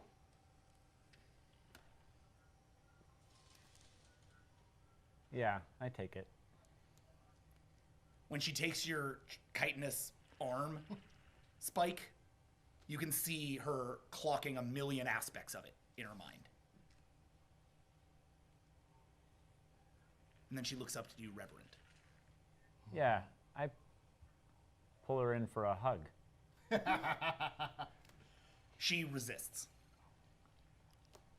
I pull her in for a hug. Take the hug. Okay. Oh, Jesus. I'm just like, Does it always have to be I've combat? probably never seen No, you no, hug no, anyone, I don't want have this to I? be combat. I want it to be more like a tug. Well, like a traditional I brightest yeah, eye understood. greeting. Make a brawl check, please. Brightest Okay. eye hug? Yeah, hug. 9? Yes. Have I ever seen you hug anyone? Nope. So I probably think you're about to kill her. I mean, that's You all may. brightest 5. eye of you. Not great. As you begin to pull her in, both of the bodyguards on either side of her reach both of their chitinous spikes to you and push you away. Okay.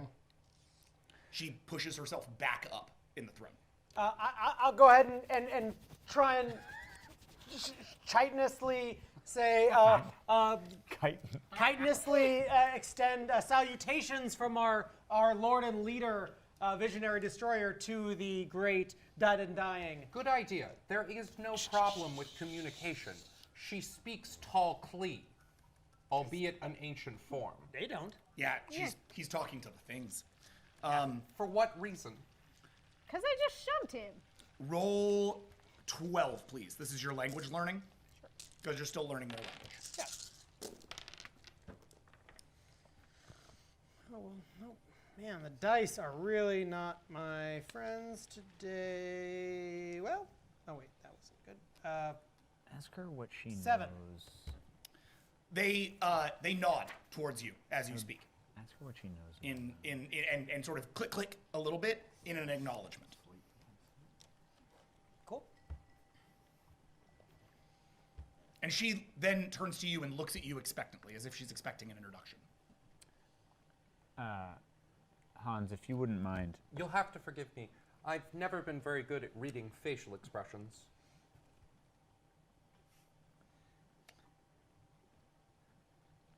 This thing you serve, I've seen its like before, but never have I seen one such as this. The hunted and the dying are reborn. By all rights, a thing such as this should not exist. She's just calling you a thing, buddy. It's okay. I have found the power of evolution to often make miracles out of nothing. The hunted and the dying, not content to stand among their sentient peers unique, their way of life sought to reinvent. They'd use their eyes to see, their mouths to speak. But in so doing, wholly cast aside those qualities that made them stand apart. The product of a misbegotten pride, a hubris that must not go unremarked. They chose to set aside their sense of self and made themselves like everybody else. You are so convinced that their sense of community outweighs the obvious tactical advantages of power, faster than light travel, communication. She turns around to a computer bank, presses a button. It's the day the Bastion 3 research facility fell. On every screen, you see the lab swarmed with Bountiful and Thriving, ripping apart Tall Klee after Tall Klee after Tall Klee, hundreds of them. The Bountiful and Thriving in the wild. Besieged their former captors, me and mine. In retrospect, I see why we were reviled. The testing we had done had crossed a line. That I survived was not by their design. In fact, 'twas happenstance deferred my fate, and I preserved in studying their line, and prayed my efforts would not be too late. And once I had their genome fully mapped, and she like walks over and starts like just bringing up all kinds of scientific information. She's clearly excited to share this with somebody. You're recording This all this. war. Yeah, can I set my equipment to record? Sure. I'm also live translating for you. Yeah. This war of retribution reached its end. Their ill regard for me I could combat with pheromones that made me seem a friend. No sooner had I ceased to be a threat, my grievous past they saw fit to forget. And slowly, in the years that intervened, the bountiful and thriving made me queen. I hesitate to even ask what experiments you could have been conducting that a tall Klee would consider them to have crossed a line.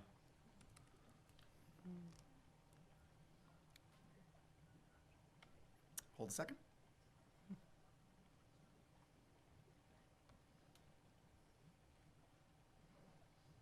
She sort of looks at you. For centuries, since it was first installed, I have festered in this outpost unrecalled. I'd love to be regaled of how, of why, and how you came upon this hidden fortress now.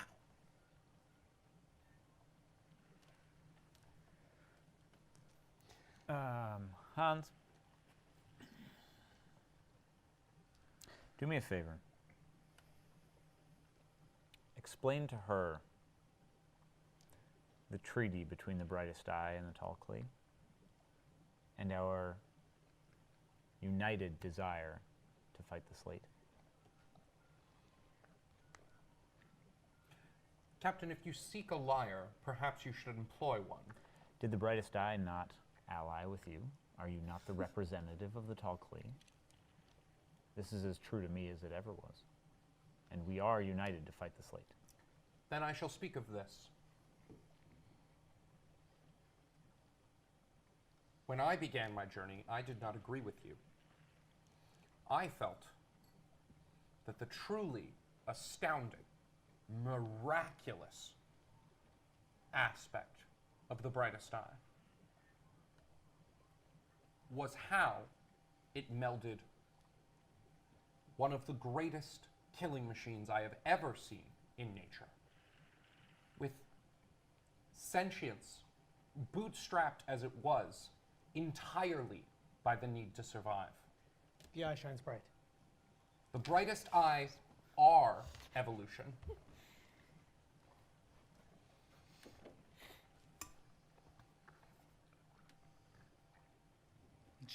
And evolution is my chief concern. It is what has brought me here to you in search of answers. She looks at you expectantly. What is the source of the anti-SLATE radiation in your basement?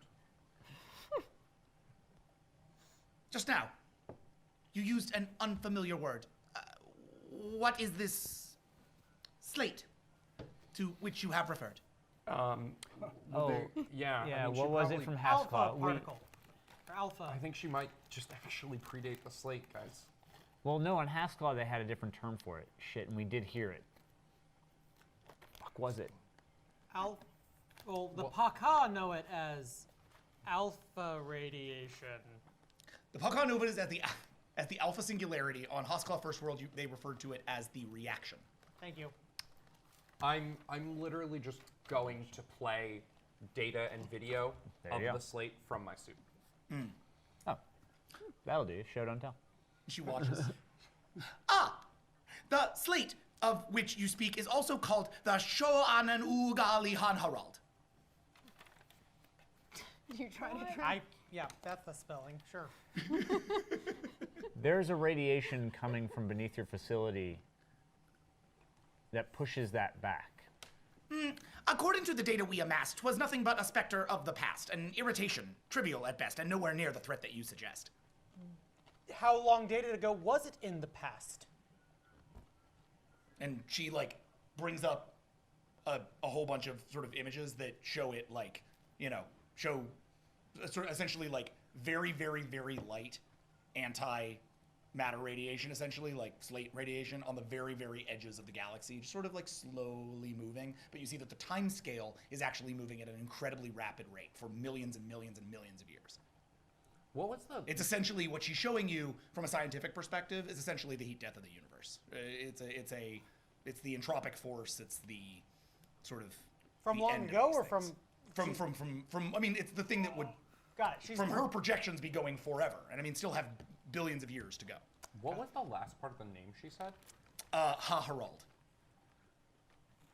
Different from my name. Yes. Okay. Though Ha-Harald, very, very close to your name. Being Hans-Harald, for those of you who didn't track that. Yeah, I have to look up what the fuck I said my name means.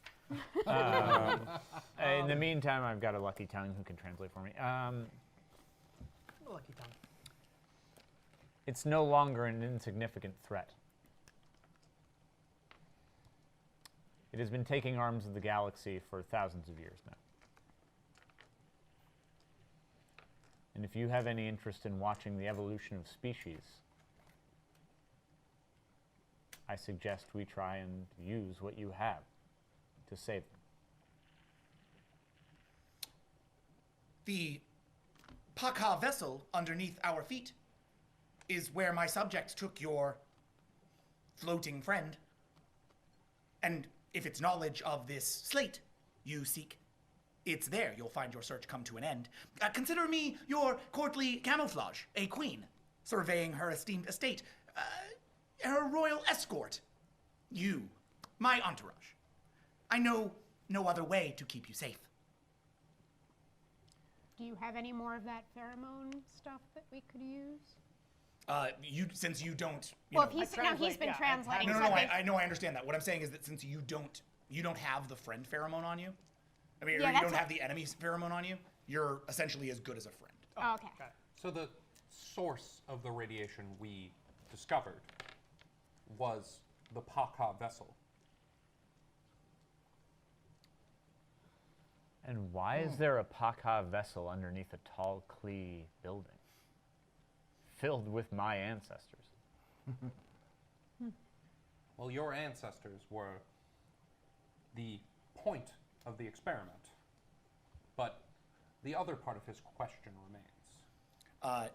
There is nothing more embarrassing to a tall Klee than to say, I do not know. And as a result, she does not speak. You would pretty much get that idea, right? Does that mean that the... Yeah, I bet we have a word for it. We have a word for the silence that does not know. And knowing that sometimes they engage in the silence that does not know, I approach and I essentially make a very gracious overture of friendship, and that this is a safe place where even the first step of scientific growth is acknowledging that which we do not know. And that is the only way that we can grow as intellectuals and scientific beings. Go ahead and roll for social convince, please. Or actually, this is more of a worm tongue, actually. 25. It's more of a worm tongue. Yep. Beat a 8. No promises, but 1, 2, 3, 4, 5, 6, 7, 8, 9.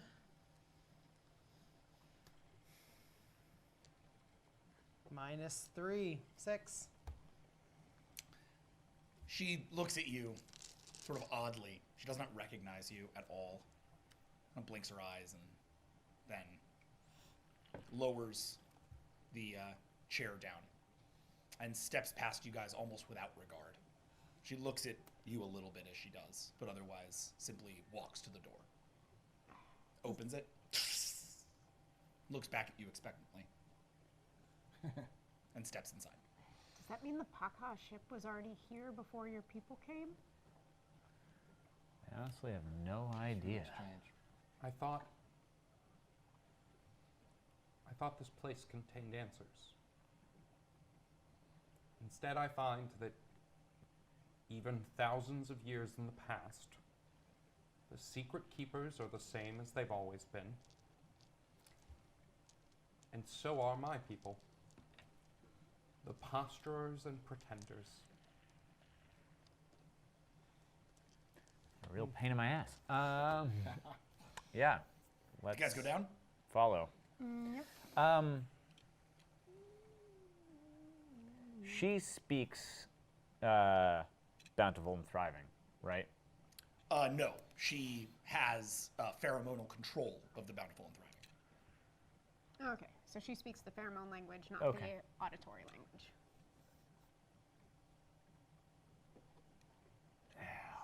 Fuck. No Nidar. Fuck. Can't psychically communicate with anybody on my crew. She doesn't speak Brightest Eye, though. Correct. Great. And she's left the room? Cool. No, she's waiting for you in the elevator. Right, but we're like in the chamber and she's in the elevator? Yeah, the door is open. She's looking Yeah, at you that's expectantly fine. to join her. Yeah, okay. And we don't go through the Queen's Jeff. Fuck. All right, fine. Fine. We go. It's a long hesitation. Sorry, there's just And all this then- stuff I want to do. Destroyer heads in. I mean, you can try it if you like. Nah, it doesn't make any sense. All right. I mean, Captain, I know something of Pac-Ha vessels, but I can tell you now, even when I was aboard the Avalon, there was no native brightest or anti-slate technology there. Whatever we're walking into is, I mean, obviously at least 2,600 years old and far stranger than anything we've seen. Oh, the replacement science thing can count.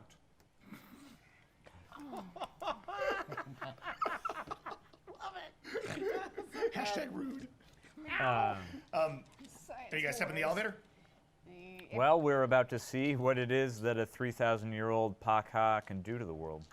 If he's going, I'm probably. Did her two bodyguards come? They're staying up there? Yes. Okay, in that case, I'll sort of make sure the two of them get in first, just to keep an eye on. Well, I those like guys. live in her blind spot. I'm just like right the fuck there. Just like I don't even like leave. I'm just like That's fine. that's how I move. She's, Awesome. She is fine with that. As you head down, Arabath seems to totally like ignore everything except for Hans. And she's just sort of looking at your face. Perhaps it is indelicate to ask, but wounds like yours are difficult to mask. 'Tis rare that I've seen scars to this degree. She reaches out to your face and sort of caresses it. How came thee to sustain thine injury? The same way any Talklee does anything. The pursuit of knowledge, however misguided it may be. My knowledge of biology is vast. In practice, it is how I yet exist. So, if you stayed, afforded me a chance, your secondary cortex could be fixed.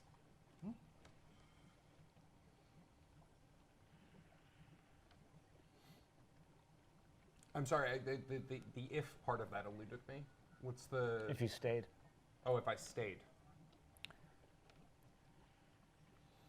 Unfortunately, my secondary neural cortex is merely the tool by which I seek answers, not the answers that I seek.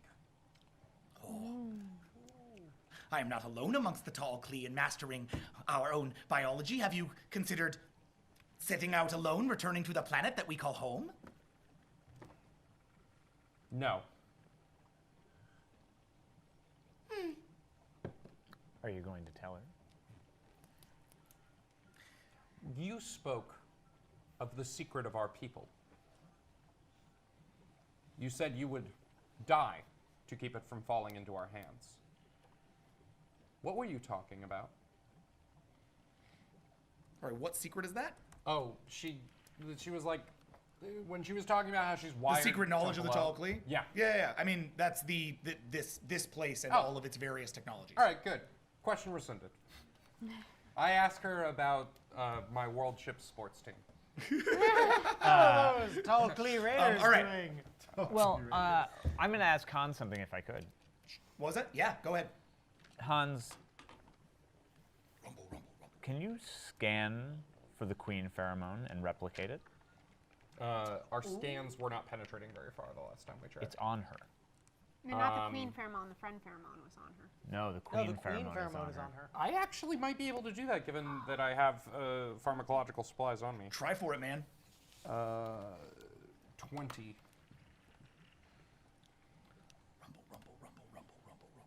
Is that the sound of the thing going We're down? going, yeah, that's the elevator that's sound, not going like an down earthquake beneath that's killing the- us. 9 for scan. Everyone Call her logic it? You have detected the Oh, I didn't even remember to do that. But You have detected the queen pheromone, which she Okay. seems to have applied to herself just to verify that those two bodyguards that she was dealing with in any talk or in any bountiful and thriving that she deals with don't find themselves completely without or find themselves switching genders and taking over the queen position. And 9 for my attempt to reproduce it. Or pharmacology. Call her logic it? Yeah. You begin the reproduction of it on your little deal there. Please roll a subterfuge check. Since you were doing this in view of her. My subterfuge is -1. Who So says I'm it's trying to hide it? Super good. You may not be. I'm just gonna. I want to see if it's a thing she catches. So you want me to roll? Hold on a second. I'm gonna let you know. Oh, Just sure, give me a sure. minute. Anti-dice. Did you bring your anti-dice? They're like non-Euclidean and have folded in on Roll themselves. 4, please. They Okay. eat other dice. Basically, like a 1 or a 2, she notices. A 3 or a 4, she doesn't. Dice. The slate of dice, yeah. A 2. Wait, no. Ooh, A more. 4. A 4. Dang! She Yeah. does not notice. She looks down at you, is kind of bored with your technology, and turns back. She's uninterested. Nice.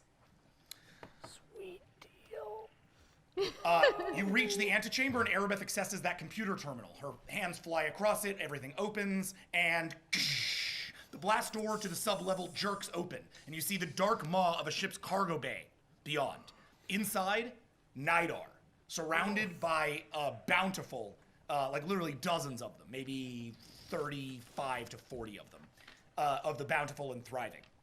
Upon stepping onto the subterranean ship, you all note that the deck is on something of a decline. Not enough to make it difficult for bipeds like you to maintain your footing, but enough so that you would notice. And remember, there's no power here, it's all dark. So you can only really see from the light he's shining and from the lights that any of you have on you, in terms of like your scanners or your suits. Nidar, are you okay? I think it's safe to say there's guns on Takah's weapons and guns on And I have Nidar's, lights or on my on encounter Han's suit. Yeah, and you have lights on your All suit. right, I'll turn those on. Hey guys. Are you okay in there? Yeah, I'm just making some new friends. Well, that's good. They didn't eat you. She steps forward, and you suddenly realize that there is another group of bountiful and thriving on the other side. Another sort of ball. They unball and cover one side of the wall, all hissing vehemently at Erebeth. Ooh. At Airmath. Yes. Are they the group that's with Nidar? Or No, are they... it's the other one. So it's the other group. The other group that did not join us is now hissing at Airbath. Can you Can you just hook us up by telepathy? Yeah, Do we Nidar. have like a signal for that? Yeah, Can I should translate their hiss? What was that? Can I translate their hiss? Yeah, like, you does want to try? Sure, we got it. I mean, I'm right. I think we understand they're unhappy. But they're saying hiss. if there are other aspects of it. Boo, hiss. Language learned for 12. Boo hiss. Yeah. Boo hiss is pretty universal, but I don't know. Maybe hissing is like, yo, what's up, girl? I don't know. 1, 2, 3, 4, 5. 5? 5, 6, 7, 6. Okay. Yeah, they are angry and disagree with her. They do not like her. They are essentially overriding their pheromone control through communications. They are communicating with each other to say enemy, enemy, enemy, enemy, enemy, enemy, enemy, enemy. Like they're literally trying to override their pheromones.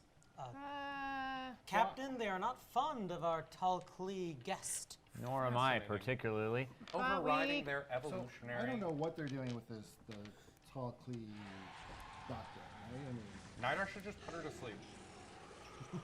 We can't hurt her. Yeah, Put her to sleep. We need to know where she's taking us first, otherwise we're just going to be stuck. We'll just figure out where the Pac-Ha ship is. Well, we're in it. We're in the Pac-Ha We're in it. We'll figure it out. well, let me talk to. Can I talk to the captain? Is that Yeah, can you link us all up? You're in the scene, guys. I'm just saying this situation is far more likely to unravel than not the longer we let it go on. Yeah. If we put her to sleep, we shut it down and control it.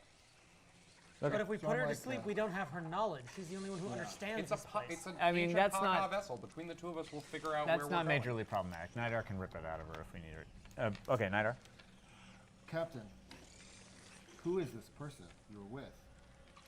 This is the Talclee that built this facility. Sorry. Erebeth just rolled for composure and rolled very, very low. She's freaking out. She steps forward and shouts louder than you've ever heard. Your mind's made of sterner stuff than I, and yet it seems he's been living a lie. He has no idea the changes that he has wrought. A nascent culture humbled with a thought. From beneath her chitinous armor, Erebeth produces a concealed scatter pistol. Despondent, she puts it to her own head. Oh, Nope. crap, wait. Alas, I mean, Shut there her was down. nothing we could do. Shut her Yeah, down. Nidar shut her down, and Because I have Pac-Ha fast, I have disarmed. fast reflexes. Can I want to hit her over the head and knock her out. okay, roll initiative. That doesn't work. We'll shut her Okay. down. No, don't. He says half-heartedly. We're all gonna die if she does, or at least that's what she said. Well, Did we no, check that bluff? If she's the enemy, if she dies, maybe they'll. Yeet, stop freaking 3. Yeah, but the whole building's No good. Ah, It's against an 8. Whole building. what? She's in front of you, and she has a gun to her own head, so she's kind of got first action here. Like, any action might trigger her, and she's very smart. Well, Neidhart. maybe a telepathic action. Yeah. So Yeah. Feel free to try. let's do it. I'm not barking any orders. Understand that by doing that, you might lose control over the ones you're dealing with. You can't control two things at once. Yeah, but if she kills herself, this whole place goes up in flames. Yeah, but I mean, without obviously you like, don't an outstanding know that, success. but like, With outstanding success, you might be able to. Let's yeah. Also, I have the Queen Pheromone. well, you're working on it, right? Yeah. He doesn't have it yet, though, right? No, it's fine. No, but you it's don't getting know close any to of being it. prepared. Okay, so let's do it. Let's because we should control her. Okay, roll for it. Right. It's 19, right? Yes. And while you do this, she speaks. Alas, that life had never lost its sheen, nor fate unmade this ill-appointed queen. My race, that care of science, conquered death, is gasping out a labored final breath. Here, why wait, as one by one the stars wink out? With would-be heroes stumbling about, resisting our inevitable end, a cosmic force with which we cannot contend. I choose instead to end on my own terms, a death that I have well and truly earned, with hope extinguished like an ebbing flame. Whatever could compel me to remain. So I rolled a 4. Stay your hand. She reaches up to her own head, and seeing the, as you try to reach out, all of those fall down and start to kind of swarm towards her. The ones behind her start to swarm towards her, and she realizes you've set her entire experiment completely off balance. Realizing that the SLATE has accelerated outside of there, even not knowing that her own planet is gone, she pulls the trigger, and her head explodes. Oh. No. Suddenly, all around you, sirens. Wow, wow. and there is a massive sort of self-destruct sequence in the facility that starts to initialize. You hear Garen Arabat's voice essentially saying this over and over and over. Is that just in the facility above us? No, it is. I mean, yes, it's the facility above you, but I mean, it's built into this thing. So, Nidar, boost me. Let's see. And I start speaking in clicky clicky. To all of them. Like I'm clicky clicky. Hopefully you'll boost me. Idea. Hopefully this is trying to scream out that there is rescue above and life to continue. If only you all join us and something that rhymes with continue. All right, so I'll give you a little mind boost. all right, this is a combined roll. Good idea, you are rolling your worm tongue. Nidar, you are going to roll telepathy speech, which is 19. Okay. Well, while they're doing that, I just want to perception listen really quick to see if I can tell if the SLATE energy, anti-energy is something really close that we can just like grab. Yep. Pac-Ha, roll for perception listen. I remind all of you, we are nearing the end of the game. You have willpower. You should probably think about using it. By the way, as you're all starting to move into action, those anti-Arabath, bountiful and thriving, start to move towards her body and pick it apart. Gruesome. Hans, does she have a tall Klee like handset? Yeah. Pull everything you can out of that thing. Sure. I mean, I pick it up. You know. Is there a computer terminal in the Pac-Ha vessel? I mean, not one that's operational. Okay. In fact, no, there were no computer terminals. Weird. Okay, you've got her handset. Great. Scan for the anti-SLATE radiation if you can. Sure. I mean, I can do that. His scanners don't really work much, but you could try. I mean, yeah, I'm not going to stop you from trying. 5. Okay, there is anti-SLATE radiation. You can feel it. You can feel it coming from somewhere relatively nearby, but you don't entirely know where. 14. That was for what? For speaking? For speaking. And that's for you? 9. Okay. Yep, man. It's near. So you nearby, were trying to I don't convince know them where. to like join y'all? Yeah, to like join us and get on up. So you talk in their chitinous language and all of the and say like, we're gonna get you out of here, we're gonna let you back to your planet, we're gonna reintegrate you with your people, like you promise it all, you promise it the moon. All the good juice. And they all essentially swarm around you and like create a protective shield around your group. Okay. Good idea. I can tell it's nearby, the anti-SLATE radiation. Can you tell? I don't know where though. Can you sense anything? Ask them where it is. They've wrong. lived on this. No, Or ask it's them. wrong. What? If they No. knew, they would not want to escape. They would not want freedom. If they knew their queen was above us, about to die in this explosion, they would not want to come with us. They don't need to know she's above us. We're not telling them that. They know now. We didn't know. I Why? just said it. Well, they They don't don't speak speak your language. They speak shaky arm language. Wait, you just said it? I mean, No. I guess I said it in Tall Klee. Correct. He So speaks chicky well, chicky. no, I mean, yeah. No, I guess I haven't. I guess I haven't said it in their language, but it's still fucked up, you guys. I Super fucking wrong. The point remains. We either I have time to save them or save her. strange energy of. We don't aliens. have to Alright, save everyone. hold. We don't have to save anyone. We just have to not lie to them.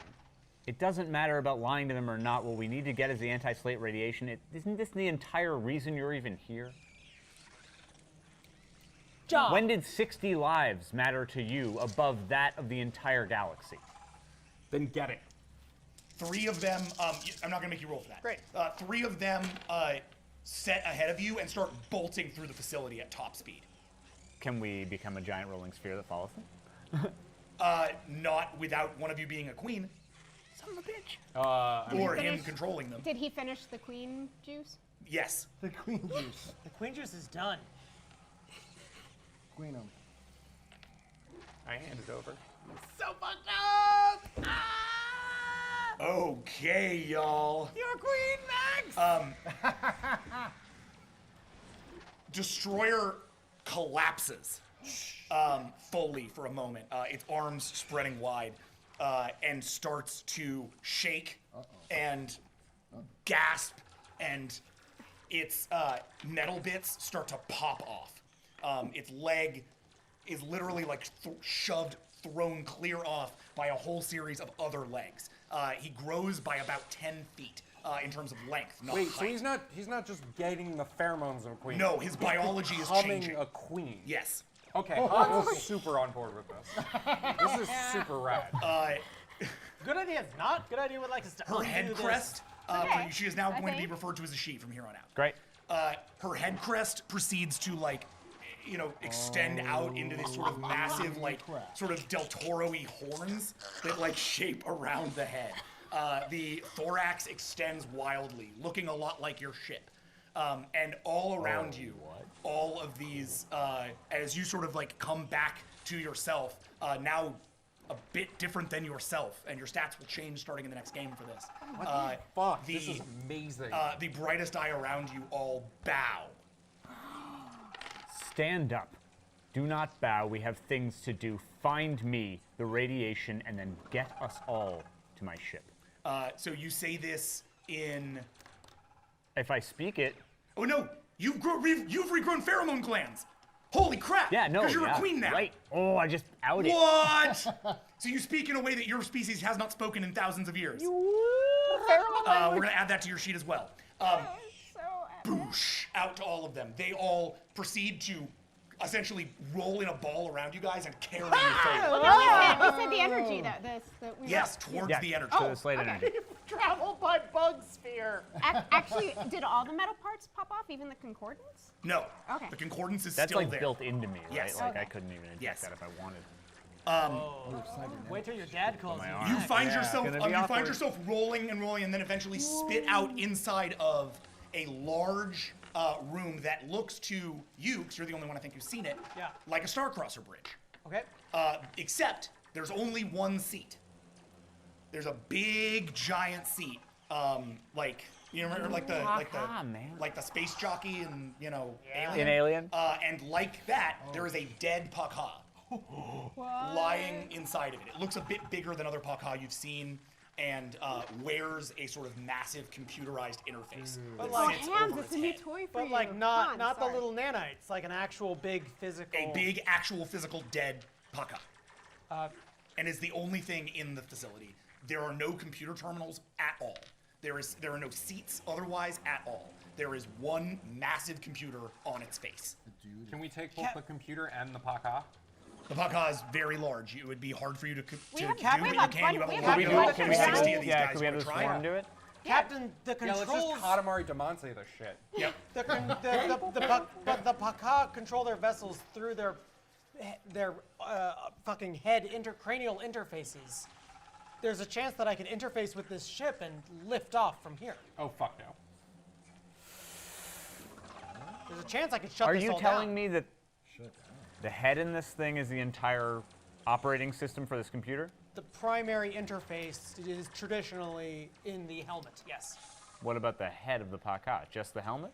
Well, I've never studied Oh, that. okay. Pac-Ha, I can't tell. So what What you're are you saying trying to is shut it's in the down? helmet. Just trying to make sure I Not understand. trying to shut down anything, just Okay. trying to utilize the headpiece. Wouldn't that be to more Turn of off an... the auto-destruct. The And auto- take off the auto-destruct is ship? for the facility Maybe itself. get the information? Is It's that all something tied in. NIDAR can hook into?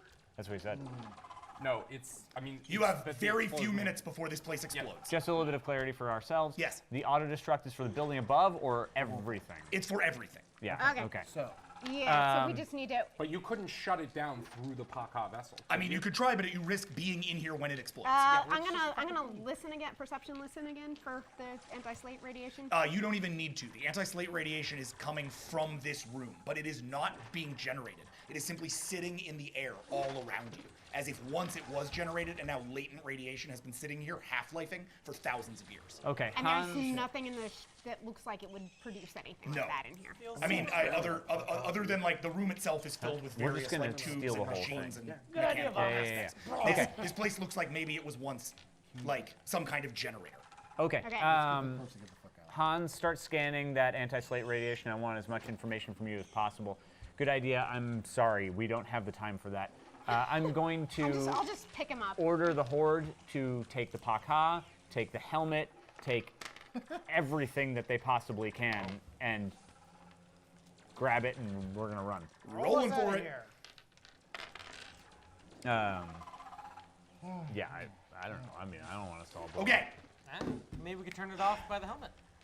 I'm willing What to do you let it got? Cold hard logic? 16. Wait, like points that you rolled? Yeah. I love my crew. Yeah. Okay. Yeah. What? You start to absorb massive amounts of data from this radiation. You don't have time to go through it right now, but you are going to come away with a treasure trove of information on this radiation. Patched through all that tall Klee data you have, your system is now processing a great deal of information. Similarly, the bugs start to go in and they pull the thing up and carry it the way that they, rather than like disassembling it. Yeah. They carry it. Yeah, I Some wanted of them one too. carry the helmet, the others carry the body. Okay. They all proceed to run out of the Yeah, facility. we out. Yeah, we I need each of you to roll for speed, please. Oh, they're not carrying us? I assume we're just going to keep my speed what it was for the moment. Yes. I'm going to pour some willpower into that. I have Okay. no more willpower. Oh, you have no more willpower? Great. I'm going to inspire the shit out of you. You'll have to do that instead of running. Yeah, my speed's pretty good, don't worry. Or you can get on my back. Can I ride him? Yes. I ride him. But that'll affect his speed. My speed's higher than yours. Yeah, so. that's fine. Yeah, good idea on my back. I ride her. Oh, that's Hans what on my back. Oh, How's your speed? shit. It's 8. What? Oh, that's pretty good. How much willpower do you have? Shit, 2. His shit, suit shit. basically does most of that. Just so I you're might aware. die, guys. Actually, my speed is 8 also. Go ahead and... I don't need to be carried. I got a 0. I'm terrified. I'm running my ass off. Okay. You got a 0? I got a 0. Okay. Just Good let's lord, okay. let's wait. Let's get all these numbers, please. Please, everybody, roll your speed. Putting I'm lowering my speed. 6 willpower into this.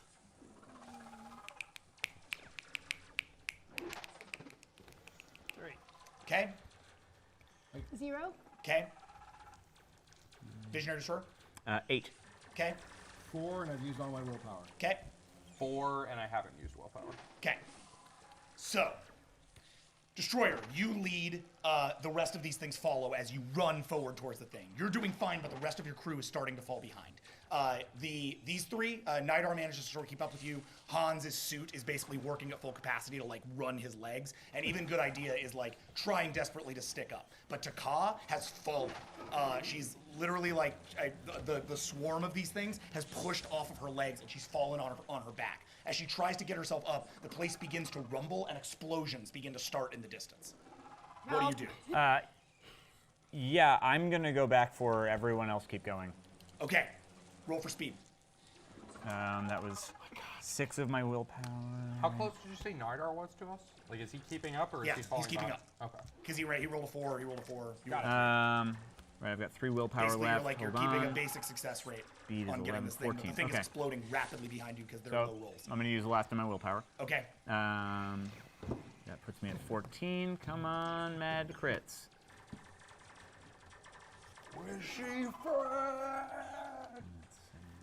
Be a 3. 4. Okay. Wow. You run backwards Embarrassing for a moment. and find that some of these things actually follow you, just by necessity out of protecting the pack. They are incinerated as you grab Pac-Ha and pull her from the flames. Just barely, but you lose 5 of your bountiful and thriving as you do. Weirdly enough, their pheromones now scream into your head. It's enormously painful. Oh, like chemical concordance? Unfun. Great. As you run out of the facility, the explosions goosh, goosh, goosh, goosh behind you. You guys get up to the that cargo bay where you were with the sand above it, and and they all begin to like run towards the sky and dag away at the sand, Let's all run together. opening up areas for on, you come on, to run. get out. Whoa! Each of you have Hold to on. ride one of these things just to get out of there. I'm riding her right now, I believe. Makes sense. Yeah. Yeah. And you all roll upwards, up out of this thing, riding out of the basilica as behind you the basilica begins to explode from the top down. So the bottom is exploding, the top is exploding. Your ship is maybe 10 feet in front of you. You're each running to the ship. Other Bountiful and Thriving hold behind to try to make sure that you are protected from this thing, and actually manage to like take rubble from it as it lands towards you. They run in front of each of you and take rubble. You lose 20 more to this destruction.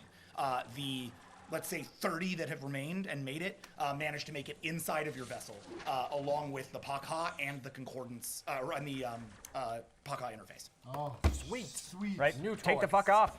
Okay, roll for helm. Who's helming? Presumably the limb. The limb is helming. I deliberately picked up a pilot NPC when we went Yeah, shopping. I have a helm of one, if that is. Nah, good. you're good. They the ship is set just in front of the explosion, and you start to lose aspects of the Corsairs? the Corsair fighters. You lose 6 of them to the flames, but retain 6 as you shoot out of the planet and indeed out of the nebula. You want to do a bridge shake? And as you fire out of the nebula, free, containing now a strange Pac-Ha body, as well as a strange Pac-Ha interface, as well as 30 bountiful and thriving who answer only to their queen. Dope. We end this episode of V.A.S.T. I do not like your species. I don't like them at all. They're uncool. Wow. I literally was gonna do like a thing where I apologize. Thanks for saving where I was my like, life, I thought Jackson. you were gonna wipe out the only episode. version. Oh, of do you a want to thing. have a moment? Yeah. Yeah. Yeah. Oh, yeah. Have a moment. I am not going to stop you, dog. and then we're going to shut this down. Actually, Taka needs at least a very quick moment to First- just be like, thank you, Captain. First of all, brain fed. I'm glad you are alive. Second of all, Captain, I owe you an apology. I thought you were going to wipe out the one thing in the galaxy that was what it was, and instead you became that thing. You promised me weirdness, wonder, and my objective. I should never have doubted you.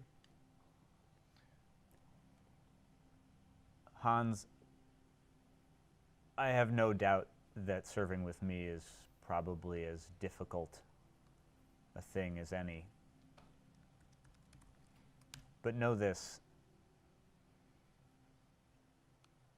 that when I tell you I'm going to do something, I'm damn well going to do it.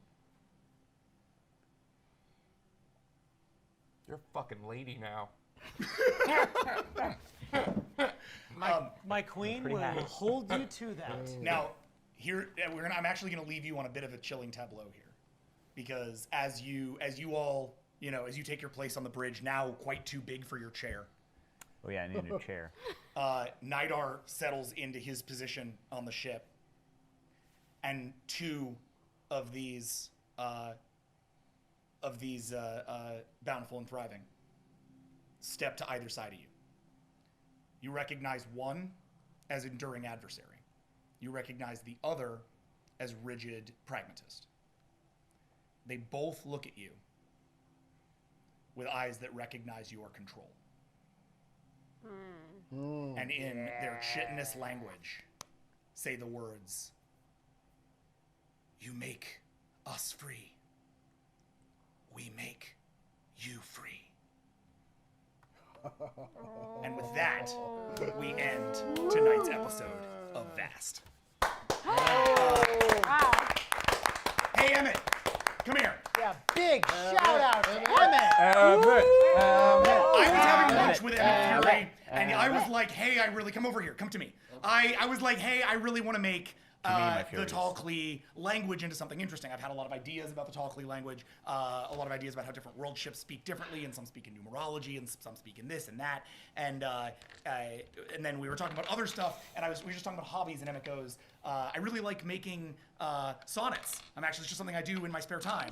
And I said, would you write me 1,000,000 sonnets for the Tall Klee? And the character would speak entirely in iambic. And then he did it. He did all of that. Oh my for God. You are a monster. Stunning, And stunning. here's the thing, that's not even all the ones he wrote. Oh my That's God. how good he is. Oh, So please, take a... please tweet those. I gave him no, a chance don't to tweet back those. out afterwards, not because I didn't want to do it, but because you had to perform it. And you encouraged it, so thank you. Thank you, man. Thank This you was an guys. absolute pleasure. I loved it. You guys were awesome. You're awesome. So there you go. Just wanted to let y'all know that Emmett had done some amazing work. As per usual, this has been V.A.S.T. Come back next week for the last Pac-Ha episode before our second unification. So yeah, coming next week, the excellent Amanda Powers and the rest of the Pac-Ha Peacekeep ship, Avalon. See you then. Woo! Yeah!